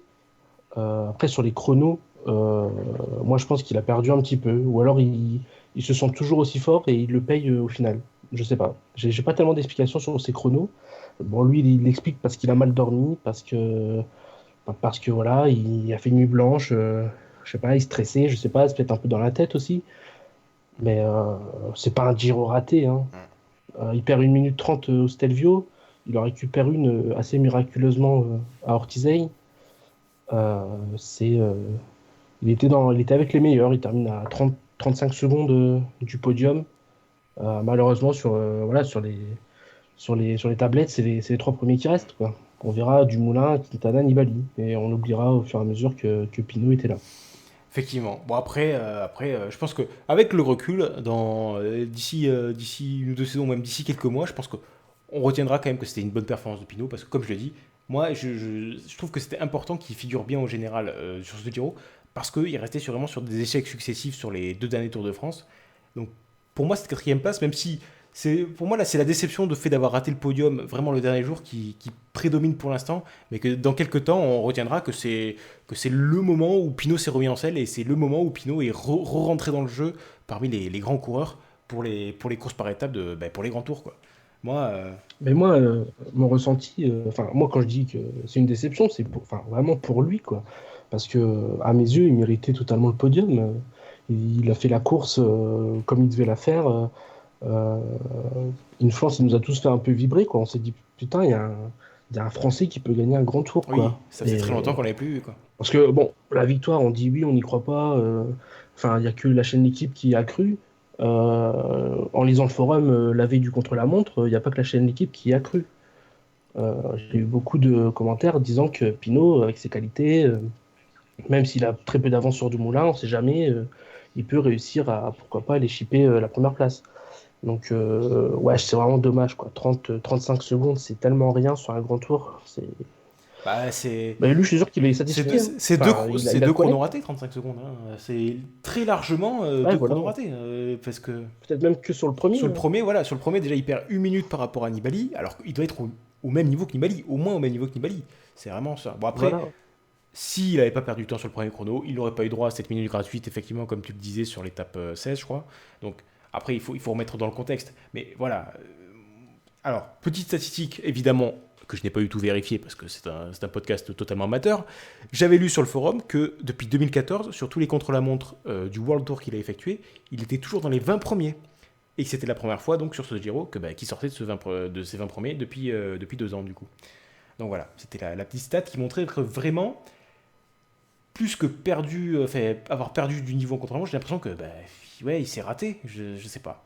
Parce qu'après, c'était les jours sans, c'est ça. Surtout qu'en plus, le premier contre-la-montre, vraiment, correspondait vraiment à ses qualités. Hein. C'était un profil assez difficile. C'était pas un contre-la-montre tout plat pour pur spécialiste, quoi. C'était vraiment un... Et le dernier, il se joue quand même sur la fraîcheur. Et sur la fraîcheur, tout le monde était d'accord pour dire que Pinot, c'était celui qui était le plus frais, quoi. Avec Zakharine qui a lui aussi explosé. Et oui, frais, avec les favoris. Zakharine et Podivio, mais enfin, Zakharine pouvait jouer la victoire, mais c'était quand même relativement compliqué, quoi. Ouais, effectivement. Non, mais qui était le plus frais des favoris quand même, parce que Oui, on oui, voit qu'il n'y parce a pas beaucoup de que favoris dans le top 5, dans le top 20 du Giro, du contre-la-montre final du Giro. quand même. rendons hommage au charismatique Jos Van Emden et Jan Pratnik. Oui. Il y a un trafic, Qui ouais. fait deux, d'ailleurs, il y a une Exactement. pratique qui fait 2 très bons contre-la-montre, hein, parce qu'il est dans les 10 premiers du premier contre-la-montre aussi. Voilà, je tenais à le signaler, on aura cité son nom sur le podcast. Bon, ben, je pense qu'on a fait à peu près le tour sur Thibaut Pinot. Hein. Ah, juste peut-être. On pourra juste signaler, ça n'a pas été évoqué sur le ici, parce qu'on est des gens raisonnables, mais je suis sûr qu'il y en a certains qui évoquent ah oui, sans sa maladie, Pinot en 2 semaines, il aurait peut-être gagné le Giro. Faut pas oublier non plus que sans sa maladie en 2 semaines, il prend pas non plus 1 minute sur l'étape d'Ortizeille où on le laisse Oui, partir. voilà. Oui, et Donc, puis voilà, sans la ça aurait peut-être pas maladie, changé son résultat final. C'est très bien qu'il a appris à gérer sa maladie, comparé à ce qu'il avait eu sur le Tour de France par exemple, ou, enfin, qu'il ait réussi à gérer son gros temps faible, mais on peut pas dire que c'est ça qui lui a coûté le podium du Giro. Bon, après, tous les leaders de Grand Tour doivent, au bout d'un moment, assez régulièrement faire face à des petits coups de moins bien, des petits virus, etc. Hein. Contador en a eu, Quinton en a eu. Dumoulin, le coup de froid Oui, qu'il a eu, lui, voilà, s'il avait pas eu le coup de froid, il n'y avait pas de Il n'a souci. pas fait semblant, lui, avec son coup de froid. Hein, mais bon, voilà. Et juste, dernier petit tour de table. Je vais vous demander juste très rapidement en une phrase, parce que Pinot va faire le Tour de France. Qu'est-ce qu'il va faire sur le prochain Tour de France? Il y en a qui disent qu'il va viser le général. Il y en a qui disent qu'il va viser seulement les étapes.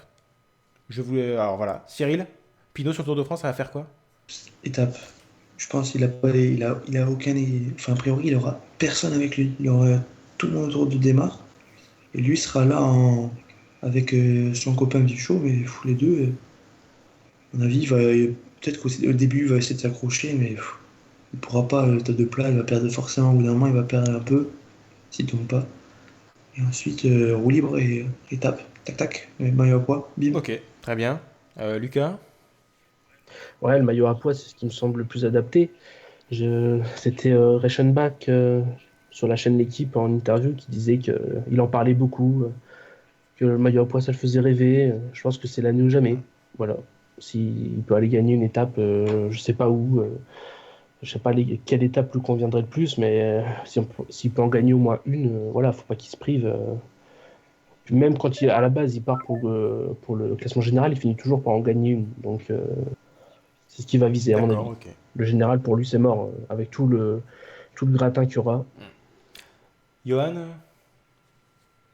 Moi je dirais podium à la planche des belles filles, et ensuite j'espère qu'il va se laisser décrocher, parce que je pense que, comme il dit Lucas, la meilleure solution, enfin la meilleure opportunité pour lui de gagner une étape, ça serait de partir, c'est l'étape du Mont du Chat pour moi, avec le Grand Colombier aussi, où il pourrait faire jouer ses qualités d'endurance et sa pointe de vitesse en bas pour régler un petit coup. D'accord. Je pense que c'est celle-là l'étape qui convient le mieux. Ok, ok.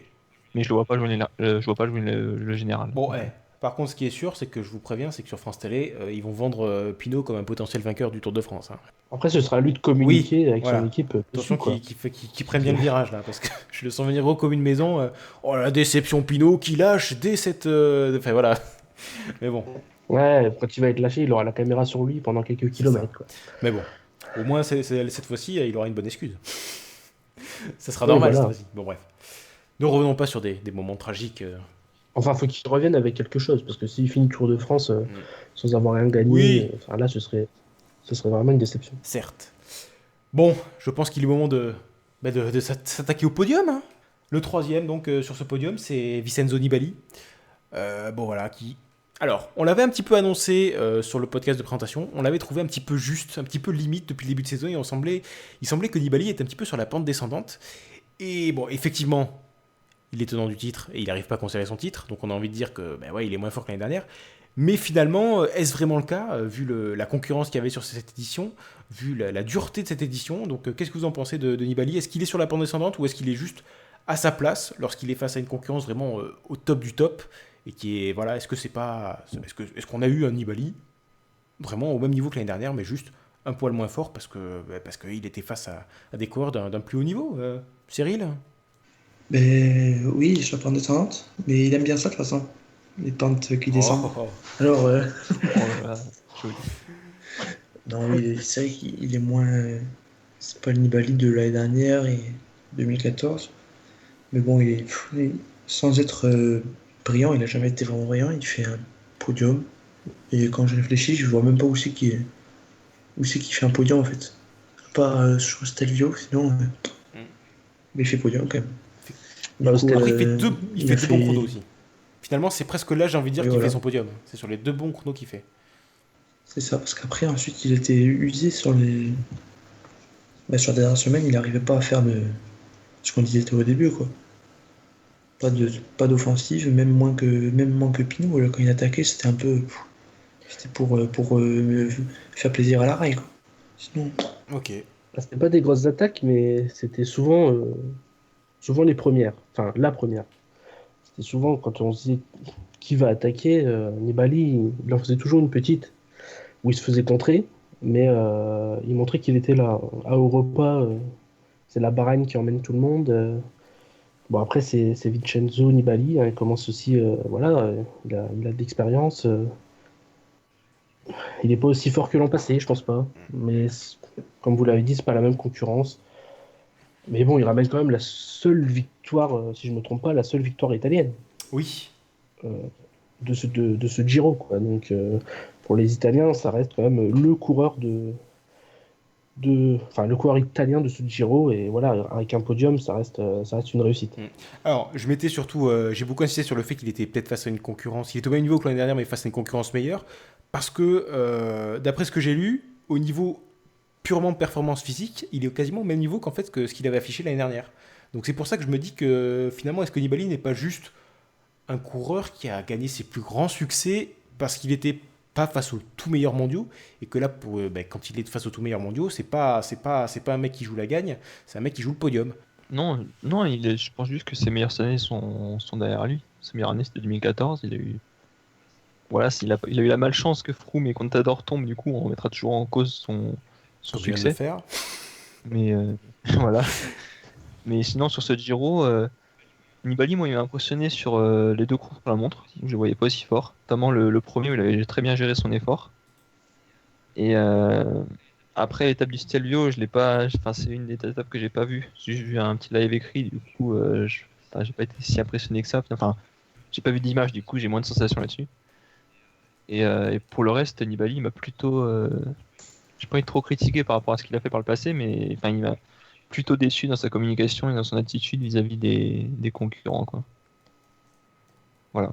Ok, effectivement. Et pour parler de Nibali plus particulièrement de son équipe, moi une des grosses surprises de ce Giro c'est le niveau de Pellizotti. Pellizotti qui a été alors peut-être derrière Reichenbach, puisqu'il y en a beaucoup qui tiennent à dire que Reichenbach est le meilleur équipier de ce Giro. Pellizotti a quand même s'est montré ultra performant sur certaines étapes de ce Giro à un niveau dont on l'avait plus vu depuis maintenant 2 saisons, j'ai envie de dire. Parce que quand il était chez Androni, après son retour de suspension, parce que oui, voilà, hein, faut pas se mentir, Pellizotti il est un passif. Quand il est revenu de suspension, il a fait 2 très bonnes saisons chez Androni, et depuis, il a fait 2 saisons beaucoup plus difficiles, et là il revient à un niveau, il est revenu, j'ai trouvé, face à. Il y a une ou deux étapes où vraiment il essore le peloton de façon assez impressionnante. Hein. Je sais pas ce que vous en pensez, mais. C'est le meilleur allié de Nibali, c'est clair, hein. Enfin, le meilleur équipier. Tsiu était clairement décevant. Euh, il lâchait très tôt. Visconti, c'est un peu pareil. On l'a pas vu des masses. Limite, c'était Boaro qu'on voyait le plus derrière. Agnoli, Gasparotto, tout ça, c'était pas ça. Euh, donc, ouais, Pellizotti, c'était la grande forme, hein. Franchement, il a envoyé des montées au train très impressionnantes. Et voilà, il est récompensé par le podium de son leader. Bon, après, c'était un truc sur lequel on avait beaucoup insisté lors de la présentation, en disant que Nibali avait vraiment une équipe qui n'était pas vraiment au niveau de ses concurrents directs pour la victoire finale. Et finalement, les performances de Pellizotti nous ont presque fait mentir. Hein. Bon, parce que, voilà, après, il y a quand même la Sky qui a été éliminée du tableau assez rapidement. La Movistar était peut-être pas aussi forte qu'on avait prévu.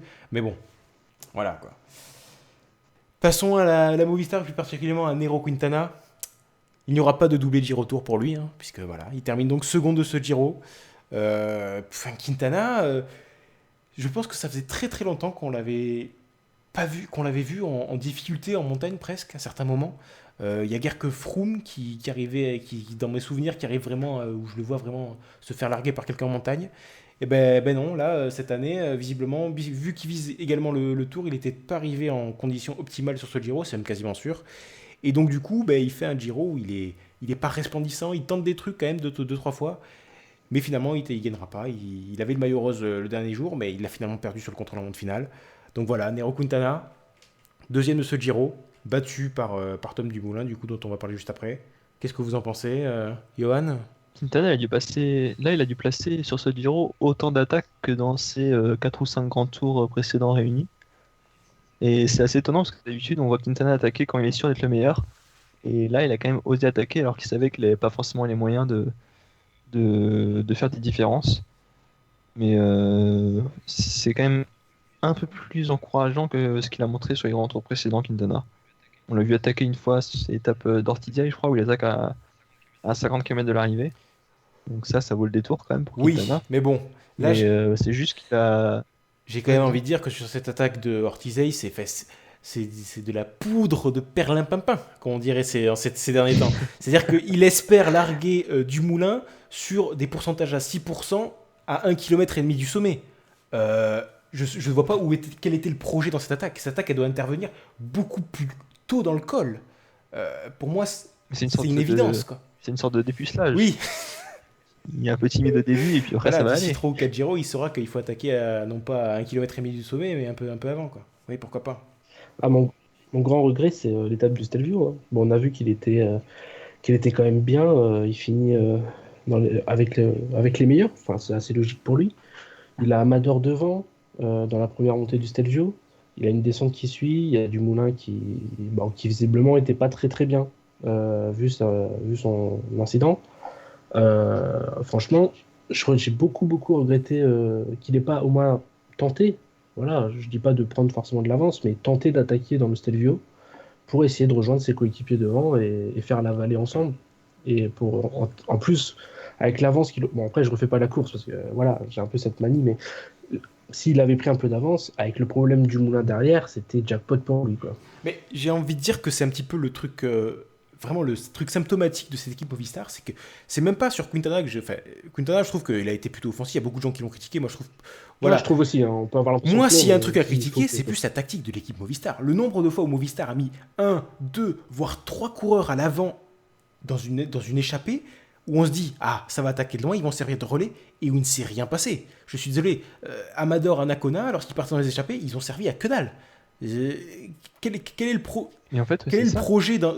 Quintana, il disait normalement quand les gens envoient des coureurs en échappée, c'est pour les actifs offensifs. Et là, Quintana, il a dit oui, on a envoyé des gens à l'avant au cas où on a un problème, on a des gens pour ensuite rouler.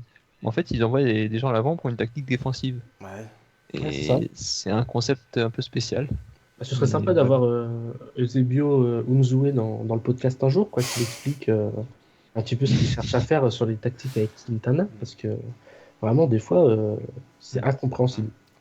Et pourtant, Quintana, voilà, il a fait ce qu'il a pu. On sait qu'il n'est pas au top de sa forme. Il est peut-être en forme un peu trop tôt sur le Blockhouse, où là, il a été... Enfin, vraiment... Là, il était monstrueux. Quintana, je le voyais impérial sur la suite, quoi. Stratosphérique. Stratosphérique, exactement. Mais, au final, voilà, Quintana n'a pas résisté au rouleur qui est Tom Dumoulin. Effectivement. Je pense qu'il a été aussi très refroidi par l'étape d'Europa. Je crois que c'est ça, c'est la montée Marco Pantani, là. Où là, il avait aussi attaqué à plusieurs kilomètres de l'arrivée, enfin du sommet. Et il avait fait de l'avance et finalement Dumoulin il était revenu au train tranquillement. Il était revenu au train et il avait mis 15 secondes dans les 200 derniers mètres où il avait complètement explosé Quintana. Et peut-être que s'il n'a pas attaqué de trop loin aussi Quintana, c'est parce qu'il avait peur justement que Dumoulin il gère et il le contre de la même façon d'Europa. Je sais pas, devant nos écrans, c'est assez facile de dire pourquoi il attaque pas. On a vu qu'il n'était pas au-dessus de tout le monde aussi, et puis il avait peut-être pas les jambes, voilà. Je pense pas qu'il soit hyper déçu, Quintana, à la fin de ce Giro. Il va arriver sur le Tour plutôt en forme, à mon avis. Hein, on en reparle quand il aura fait une craquante, mais à mon avis, il sera plutôt en forme. Et c'est son vrai objectif de la saison. Clairement. Cyril, ton avis sur Quintana? Et d'ailleurs, et finalement, son équipe qui n'a pas été aussi impressionnante qu'on pouvait le penser. Elle a été un petit peu sur les premières étapes où elle a vraiment fait un gros train, mais finalement, après, Anacona et surtout Amador sont bien rentrés dans le rang. Bah, à force d'envoyer Amador et Anacona tous les jours en échappée faire 180 bornes devant, forcément, en dernière semaine, ils ont un peu plus de mal à suivre aussi. C'est pas faux, c'est pas faux. Ben, ils ont compagnie tout fait à l'envers. Le petit Colombien, c'était un coureur qu'on pensait que ça allait être le grand grimpeur et compagnie, mais au final, il est trop frileux, trop peureux, ça manque de passion tout ça. C'est pas Chavez quoi. Et Il a du moins le coup, sourire. après, il y a peut-être c'est vrai, peut-être qu'il était en préparation pour le mois de juillet, mais mois de juillet, il aura Valverde dans les pattes, ça va être le bordel, et à mon avis, il aura fait sa deuxième place là, et en France, il fera 4e, 5e. C'est du gâchis. Moi, c'est du gâchis, ce petit bonhomme. Voilà, c'est Cyril le dépressif. Ouais. Bon, c'est à peu près toutes les critiques qui sont sur Quintana, c'est quand même ça. Hein. C'est quand même que Quintana, il a un double visage. Hein. C'est que des fois, il attaque. Mais tu disais que quand même, il avait fait sur ce Giro plus d'attaques que sur ses 4 derniers grands tours. Il a quand même fait une Volta hyper offensive récemment, là, en 2016. Donc, il faut quand même pas l'oublier. Mais c'est vrai que sur le Tour de France, il est toujours ultra suiveur. Et là, sur ce Giro, j'ai l'impression qu'on a eu un mix des deux. C'est-à-dire qu'on a eu le Quintana qui des fois se sentait un petit peu pousser des ailes et qui tentait des trucs, et qui d'autres fois savait qu'il était un petit peu limite, donc du coup jouait juste le truc suiveur. Et voilà, en fait, on a eu bon, voilà, pas forcément. Moi, c'est pas Quintana, hein, vraiment. C'est Quintana. Je pense qu'il était juste à son maximum. C'est son équipe, c'est ses tactiques d'équipe. Moi, je m'en remets pas de ces 3 mecs. Et ce qui m'a fait mourir de rire, quand même, c'est quand il envoie 3 mecs dans l'échappée de devant et qu'il se retrouve dans le peloton tout seul, quoi. Mais on est où là, sans déconner? C'est Movistar, quoi. On est sur le Et, Giro. voilà, des espèces de tactiques. Voilà, bon, bref. Enchaînons du coup avec le dernier coureur de ce top 10, c'est pas des moindres, puisque c'est le vainqueur final, c'est Tom Dumoulin. Une surprise pour beaucoup, quand même, hein, on va pas se mentir. Il n'y a pas beaucoup qui le voyaient gagner ce Giro. Même si, dans les pronostics, je tiens à dire que je crois que c'est Médé et moi-même, nous l'avions mis dans le. Il avait Non, démonté ah. Médé. Moi, j'étais en train de le défendre et Médé, il l'avait démonté. Bien sûr, bien sûr. Donc c'était Médé. Tu es en train de me mettre dans le doute là, je fais quoi? Non. Médé et moi-même, nous l'avions mis dans notre top 5 du classement général. Donc on y croyait en Dumoulin. Bon, je vais être honnête, j'y croyais pas qu'il allait le gagner. Il le fait finalement, donc ben voilà. Il est temps d'en parler. Sur le forum, ils étaient 4 Exactement. Donc finalement. à l'avoir bien vu. Exactement, donc ben voilà. 4 sur Dumoulin vainqueur final de cette 100e édition du Giro. Donc voilà, un rouleur qui remporte la 100e édition du Giro, ça va en faire réfléchir plus d'un. Bon, même si il s'est révélé être beaucoup plus qu'un simple rouleur sur ce Giro. Enfin, révélé, il avait quand même montré auparavant, mais là c'est définitif. C'est vraiment un type qui peut gagner un grand tour et il l'a fait. Donc voilà, revenons sur Dumoulin, revenons sur le fait qu'il soit toujours aussi fort sur les chronos, mais qu'en plus il ait fait une énorme progression en montagne, même si on a vu quand même 2-3 limites en 3e semaine. Revenons évidemment sur le fait que qu'il fasse des petits détours dans les fossés de temps en temps. Je sais on va être obligé d'en parler, donc on va pouvoir l'évacuer assez rapidement. Oula, putain, mauvais choix de mots. Pas le meilleur mot. Mais bon, voilà. Mais vas-y, Cyril, je te laisse commencer. Voilà, tu m'avais l'air en forme, tu avais l'air d'avoir un stock de vannes sur ce sujet, donc fais-nous rêver. Non, mais c'est passé. Non, mais faut pas trop en rire parce que ça peut nous tous nous arriver. Tu rigoles.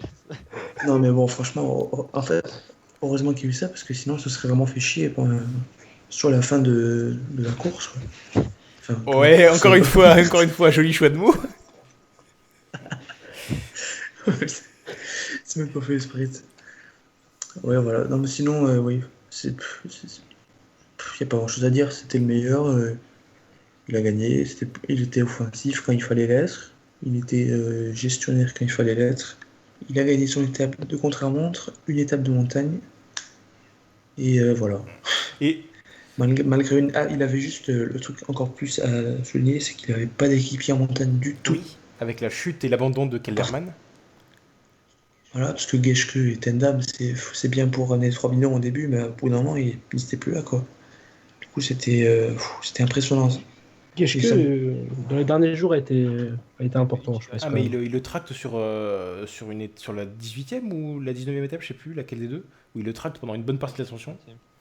Ouais, c'est la 19e, je crois. Voilà. Et après, ce qu'il faut noter aussi, moi ce qui m'a vraiment impressionné, c'est que sur l'étape de l'incident, il est tout seul pendant 60 km, il ne perd que 2 minutes. 2 minutes 30. C'est-à-dire que, grosso modo, il était quasiment au même niveau sur cette double ascension du Stelvio que Nibali, Pozzovivo, etc. Il était à la rigueur une trentaine de secondes derrière, mais enfin, il était quand même ultra fort, et malgré ce problème gastrique, le mec n'était pas pour autant... non, j'allais dire vidé, non, c'était pas un bon terme. Il n'était pas pour autant complètement à la ramasse suite à ce problème. C'est-à-dire qu'il a quand même réussi à terminer la course vraiment super bien et en étant très fort, quoi. C'est surtout ça qui m'impressionne, quoi. Et à Il Bormio, se sentait fort. Il se... Oh putain, Cyril. Ouais, merci. Non, non, mais juste pour ça, je voulais juste revenir sur ça, c'est qu'en fait, il était même meilleur que les autres, malgré cet incident qui le fait perdre de l'influx nerveux et tout. Oh putain. J'étais sûr que cette partie du podcast allait être complètement ingérable. C'est effectivement le cas, donc... Non, je voulais continuer. Et, du coup, il a perdu le temps de faire son affaire, de repartir et tout. Ensuite, il a plus rien perdu une fois que t'es parti sur le vélo. Il a rien perdu en étant tout seul pendant 60 quasiment. km. Parce qu'en fait, je crois qu'il a perdu 1 minute 30 sur le coup, et qu'après, il perd une trentaine de secondes, et après, il perd une autre trentaine de secondes sur la descente. Donc, grosso modo, ouais, il était monstrueux. Il était tout seul, quoi. C'est surtout ça qui est monstrueux. Dans sa... non, mais il a remonté un par un tous les lâchers du groupe. Ouais. Pelizzotti, Roland, Reichenbach, tout ça. Non, et ce que je voulais signaler par contre, c'est que, enfin, même si ça aurait été dommage qu'ils perdent le Giro là-dessus, c'est pas non plus un fait de course comme le fait de course de la moto, quoi. Oui. Donc, je sais pas si. C'est en fait un coureur cycliste doit être complet, il doit aussi savoir gérer son corps. Et donc apparemment, Dumoulin, c'est pas la première fois que ça lui arrive. On avait vu sur le Tour de France l'an dernier aussi qu'il avait un problème du même style. Et il disait qu'en haute montagne, son corps il réagissait un peu bizarrement et qu'il n'avait pas su réagir, enfin régler le problème. Alors que le problème doit être résolu, je pense. Donc si c'est juste un problème d'alimentation ou de choses dans le genre, bah c'est aussi sa faute si ça lui arrivait de nouveau. Donc voilà, ça aurait pas été un coup du sort quoi s'il perdait le Giro là-dessus. Après, je suis content qu'il ait quand même gagné le Giro.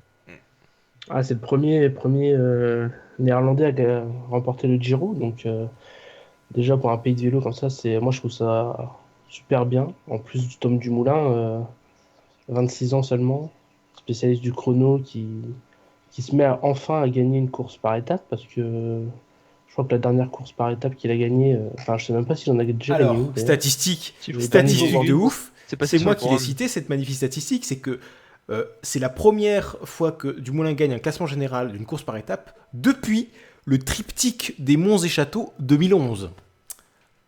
Ouais, voilà, ça fait 6 ans. Quoi. C'est-à-dire que le mec, en haut de son palmarès, c'est le Giro, et derrière, triptyque des Monts et Châteaux. Ça classe un homme, quand même. C'est beau. Bah oui. Ah, c'est une belle ascension. Même lui, encore, juste après, il en venait pas, quoi. Pourtant, on a vite compris que ça allait être un sérieux prétendant.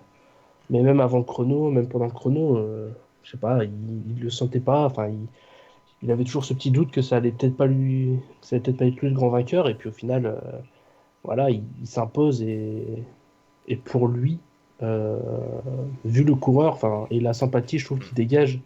Je suis pas le plus grand fan, hein, mais pour la sympathie qu'il dégage, puis son style, voilà, ça récompense un autre style de coureur. Je pense qu'on va tous être d'accord en disant que c'était celui qui presque le méritait le plus. Hein. Voilà, c'est celui qui s'est montré offensif quand il le fallait, comme disait Cyril. Il a joué sur son point fort, les contre-la-montre, et après il s'est contenté de gérer. Il était limite, on l'a vu en troisième semaine, sur les 2-3 dernières étapes, il était vraiment, il montait au compteur, hein, comme on dit.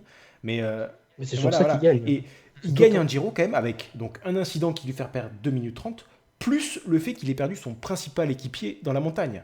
C'est-à-dire que le mec a eu quand même 2 gros pépins sur une course par étape de 3 semaines. Souvent, c'est quelque chose qui est assez rédhibitoire pour la gagne finale sur ce genre d'épreuve. Et lui, il en a eu 2 qui lui sont tombés sur le nez. Et il a quand même réussi à l'emporter. Donc il était juste le plus fort et très largement, je trouve. Hein. Voilà. Ouais, je pense qu'il n'y a pas de Il n'y a pas de problème sur ça, quoi. C'était le plus Ouais. fort et au final, le plus fort a gagné. Donc voilà, le Giro, quand t'as pas les jambes, quand t'es pas bon partout, tu peux jamais espérer l'emporter. Et lui, il était bon partout. Et c'est une grosse surprise quand même, parce que personne n'y croyait, même lui il n'y croyait pas. Il a dit il a commencé à y croire après l'étape du Stelvio. Mais par contre, tu dis qu'il a été offensif, mais à part Europa où il attaque dans les 300 derniers mètres, il a été offensif. Bah, ça, il a quand même enfin, ça, j'ai pas tenté, il a quand même souvenir, tenté l'étape où Pinot regagne une minute, il teste quand même ses adversaires en attaquant. Le fait qu'il attaque en montagne alors qu'il a pas besoin de le faire normalement, déjà ça pose Oui, le truc voilà. comme quoi il a quand même un tempérament plutôt offensif. S'il travaille encore un petit peu encore la montagne, qu'il arrive à progresser, on peut se dire que en montagne, il peut également tenter des choses et plus seulement être un suiveur. Moi, c'est ça qui me fait plaisir pour le Après, futur, quoi. ouais, je fais la distinction entre les attaques et des choses qu'il a fait pour tester ses adversaires. Par exemple, quand on a vu sur l'étape 18 où il attaque 100 mètres quoi, et à Quintana à la roue, bah, en fait, il n'y a que Quintana à la roue. Donc, s'il est vraiment offensif, il aurait pu continuer et partir à Quintana en laissant Nibali et les autres derrière, quoi. C'est là où je dis qu'il n'a pas été très offensif, quand même, finalement. Ok. Enfin, Non, je sais pas mais si vous voyez la oui. distinction que je fais, la nuance. Bon, après, Enfin, c'est tranchant, hein. Il n'y avait pas de gros risques non plus, c'est ça bon, que je veux après, dire. peut-être que c'était Ouais, pas voilà. c'était une attaque qui était Stratégie, quoi. purement mentale, quoi. C'est-à-dire que il a juste placé, non pas pour faire le trou. Peut-être que lui, il était complètement cramé aussi, mais il a juste placé pour montrer qu'il était là. Et c'est, même si il n'y a pas un objectif de prendre du temps et comme tu dis de continuer derrière, c'est une attaque qui est belle, je trouve, parce que elle montre. Elle montre qu'il est là, enfin, c'est vraiment, ça détruit mentalement quand Psychologiquement, t'as Dumoulin, que t'es un mec qui est censé être le moins fort que toi en montagne, que t'essaies de larguer depuis je sais pas combien d'étapes, qui est toujours là avec toi et qui te place une mine, mais mentalement, mais t'es détruit, quoi. Je trouvais que plus pour le symbole, plus que effectivement sur l'intention de vraiment prendre du temps à Nibali Quintana, cette attaque, je la trouvais magnifique par rapport à l'emplacement qu'elle avait et la signification qu'elle avait dans la lutte pour le Giro, quoi. Ouais, tu sais à quoi ça m'a fait penser? Ça m'a fait penser à Vauclair sur le Tour 2011 dans les Pyrénées qui attaquait aussi à un Ah oui, moment. avec le maillot jaune sur les épaules. Donc oui, je compare Vauclair à Dumoulin. Il l'a fait. J'ai osé. C'est vrai qu'il a été offensif la tête et à Oui, côté, oui, quoi. même sur les interviews, ouais. Même, voilà, en conférence de presse aussi, il a fait quelques petites attaques. Ah, c'est peut-être même là, c'est plus belle, hein. Effectivement. Et puis, après, offensif, on sait que c'est un coureur offensif parce que jusqu'à présent, avant de jouer les classements généraux, il jouait les échappées, hein. Sur le dernier Tour de France, c'est ce qu'il a fait. Enfin, c'est pas un. On peut pas cataloguer Dumoulin comme étant un rouleur qui s'est mis à bien grimper et puis c'est tout.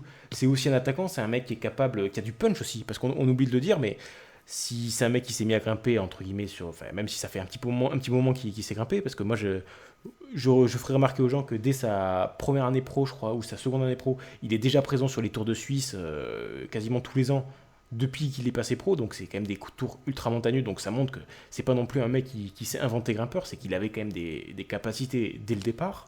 Il a juste eu besoin de devenir régulier pour jouer les classements généraux sur les grands tours, sur les tours qui duraient plus que d'une semaine, et c'est visiblement il l'a très bien fait.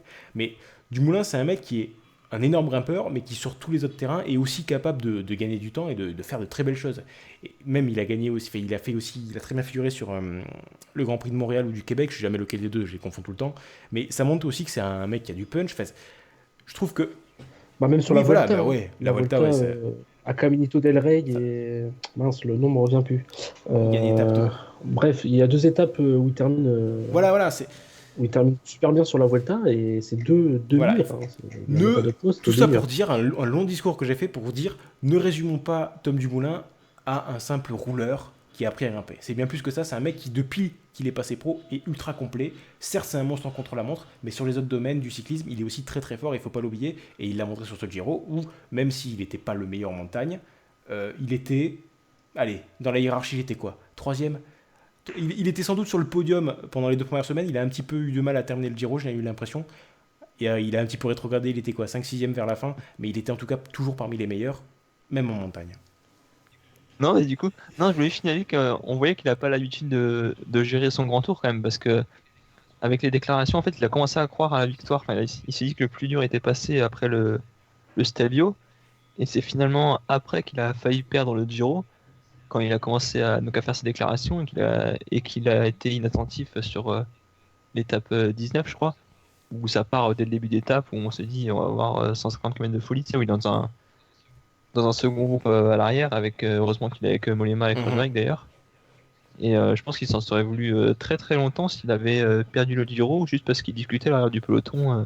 Avec Van Garderen en plus, quoi. Putain. Je crois qu'il discutait plus avec Van Garderen, c'est-à-dire qu'en plus. La loose, Voilà, c'est c'est transmis. exactement, quoi.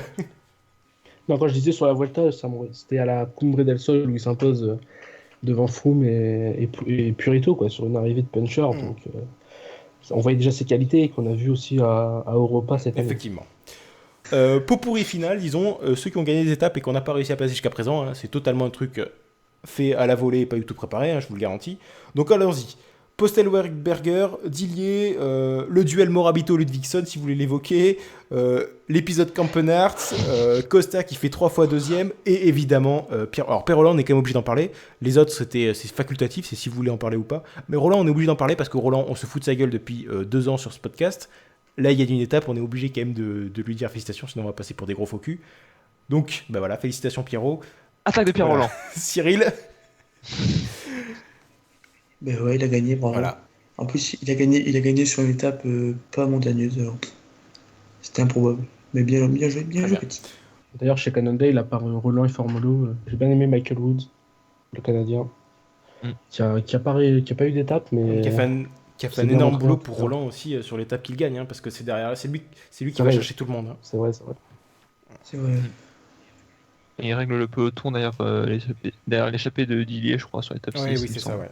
Ok, quelque chose à rajouter sur les autres coureurs ou Non, moi, c'est Omar Friday, l'étape qu'il Ah fait oui. à Bagno di Romagna, Ah oui, c'est je vrai. l'ai trouvé exceptionnel. Vraiment, il était ultra fort, quoi. D'ailleurs, je suis étonné de ne pas l'avoir vu dans les jours qui ont suivi.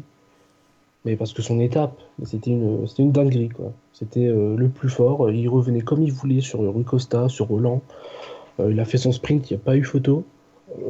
Franchement, grosse étape d'Omar Fraile qui montre encore, après la Volta, que quand ça monte un petit peu, faut compter sur lui, quoi, parmi les baroudeurs. Ok. Johan. Donc Postelberger, donc, qui s'affirme cette année après ça. Enfin, il a déjà fait, je crois que c'est sur le Grand Prix E3 qu'il avait perfait. Donc ça s'affirme comme une grosse brutasse cette année quand même, parce que outre son étape, il est quand même vachement présent dans la préparation des sprints de Bennett, et puis il a fait plusieurs échappées aussi. Donc ouais, Postelberger m'a vraiment impressionné sur ce Giro. Je voulais dire Ludvigson sur les chronos, même si le premier il l'a pas fait à bloc, il a quand même fait le premier inter à bloc, était loin derrière et était mauvais sur les derniers chronos. Et les autres déceptions, c'était Sébastien Henao qui disait qu'il voulait s'approcher du maillot blanc, mais il était à la ramasse. Et je voulais signaler aussi, mentionner le nouveau Pirazzi, Valerio Conti, qui a décidé de prendre la relève de son illustre aîné, avec des attaques un peu no-brain, n'importe où, n'importe comment, et pour pas grand-chose au final. D'ailleurs, en parlant de Pirazzi, Ruffoni et Labardiani en général, un zéro pointé. Hein, J'avoue, sur ce bien Giro. joué à eux quand même de se faire sortir suspendu la veille du départ. Ça c'était. Ah, les deux leaders, quoi. Enfin, vraiment, Merci, au revoir. Quoi. ça devait rager chez Androni. Oui, putain, oui. Toujours est-il que. Donc, c'est le moment du mot de la fin. Alors, Cyril, je te donne la parole pour le mot de la fin. Je pense que tu as épuisé toutes tes vannes, donc je suis assez confiant sur le fait que tu vas pas en sortir une nouvelle. Il faudrait pas noir sur le tableau comme du coup là on a fait. Du coup, voilà, au revoir. Très bien. Voilà, cet homme est plein de ressources. Lucas. Non, bah écoutez, c'était une très bonne première. Je pense qu'on a bien débattu sur ce Giro passionnant. Et puis voilà, à la prochaine. Ciao à tutti. Exactement, voilà. Johan. Bah, ce Giro restera dans les annales. Putain, oh là là là. Bon, à ne pas douter, c'est l'image du Giro, hein, le maillot rose qui s'arrête dans le fossé là. Ah non, attention. Moi, mon image du Giro, moi c'est pas ça. Moi, mon image du Giro, c'est le mec qui court avec un renard empaillé à côté de Venas. Putain, j'allais le dire. Extraordinaire, c'est ma plus grosse poilade de la semaine. J'étais mort de rire. Putain, et j'ai un projet désormais, c'est que je dois aller au Tour de France avec un animal empaillé, peu importe lequel. C'est mon projet de vie maintenant. Et je vous jure. Si jamais Cyril il y va, j'aimerais ton bien chat, qu'il à y côté. aussi, hein. Ouais, pourquoi pas avec mon chat. Non mais, je vous jure, c'est un projet de vie. Je vous garantis que d'ici, dans les années qui suivent, je vais être sur le Tour de France avec un animal empaillé sous le bras. Je vous le garantis. Je me suis déjà pris des renseignements où choper un animal empaillé. Je sais quelqu'un dans ma famille qui en a. Le rendez-vous est pris. Bon, peut-être pas pour cette année, mais voilà. Ok, bah on Voilà. sera Guettez en vos postes de rendez-vous. télévision. Après, il y avait un sanglier sur, c'était un sanglier sur le Ventoux, le renard sur le Giro. sans doute une belette sur le Tour de France dans les années à venir. Voilà, je vous le dis. Bon ben voilà, je pense qu'il est temps de se dire au revoir. Rendez-vous à la fin du mois de juin, normalement, pour la présentation du Tour, si tout se passe bien. Là encore, on aura sans doute un épisode long, avec beaucoup de choses à dire. Bon voilà, en attendant, on va passer un bon mois de juin avec le Dauphiné et le Tour de Suisse. Et à la prochaine. Ciao. Ciao. Ciao. Ciao.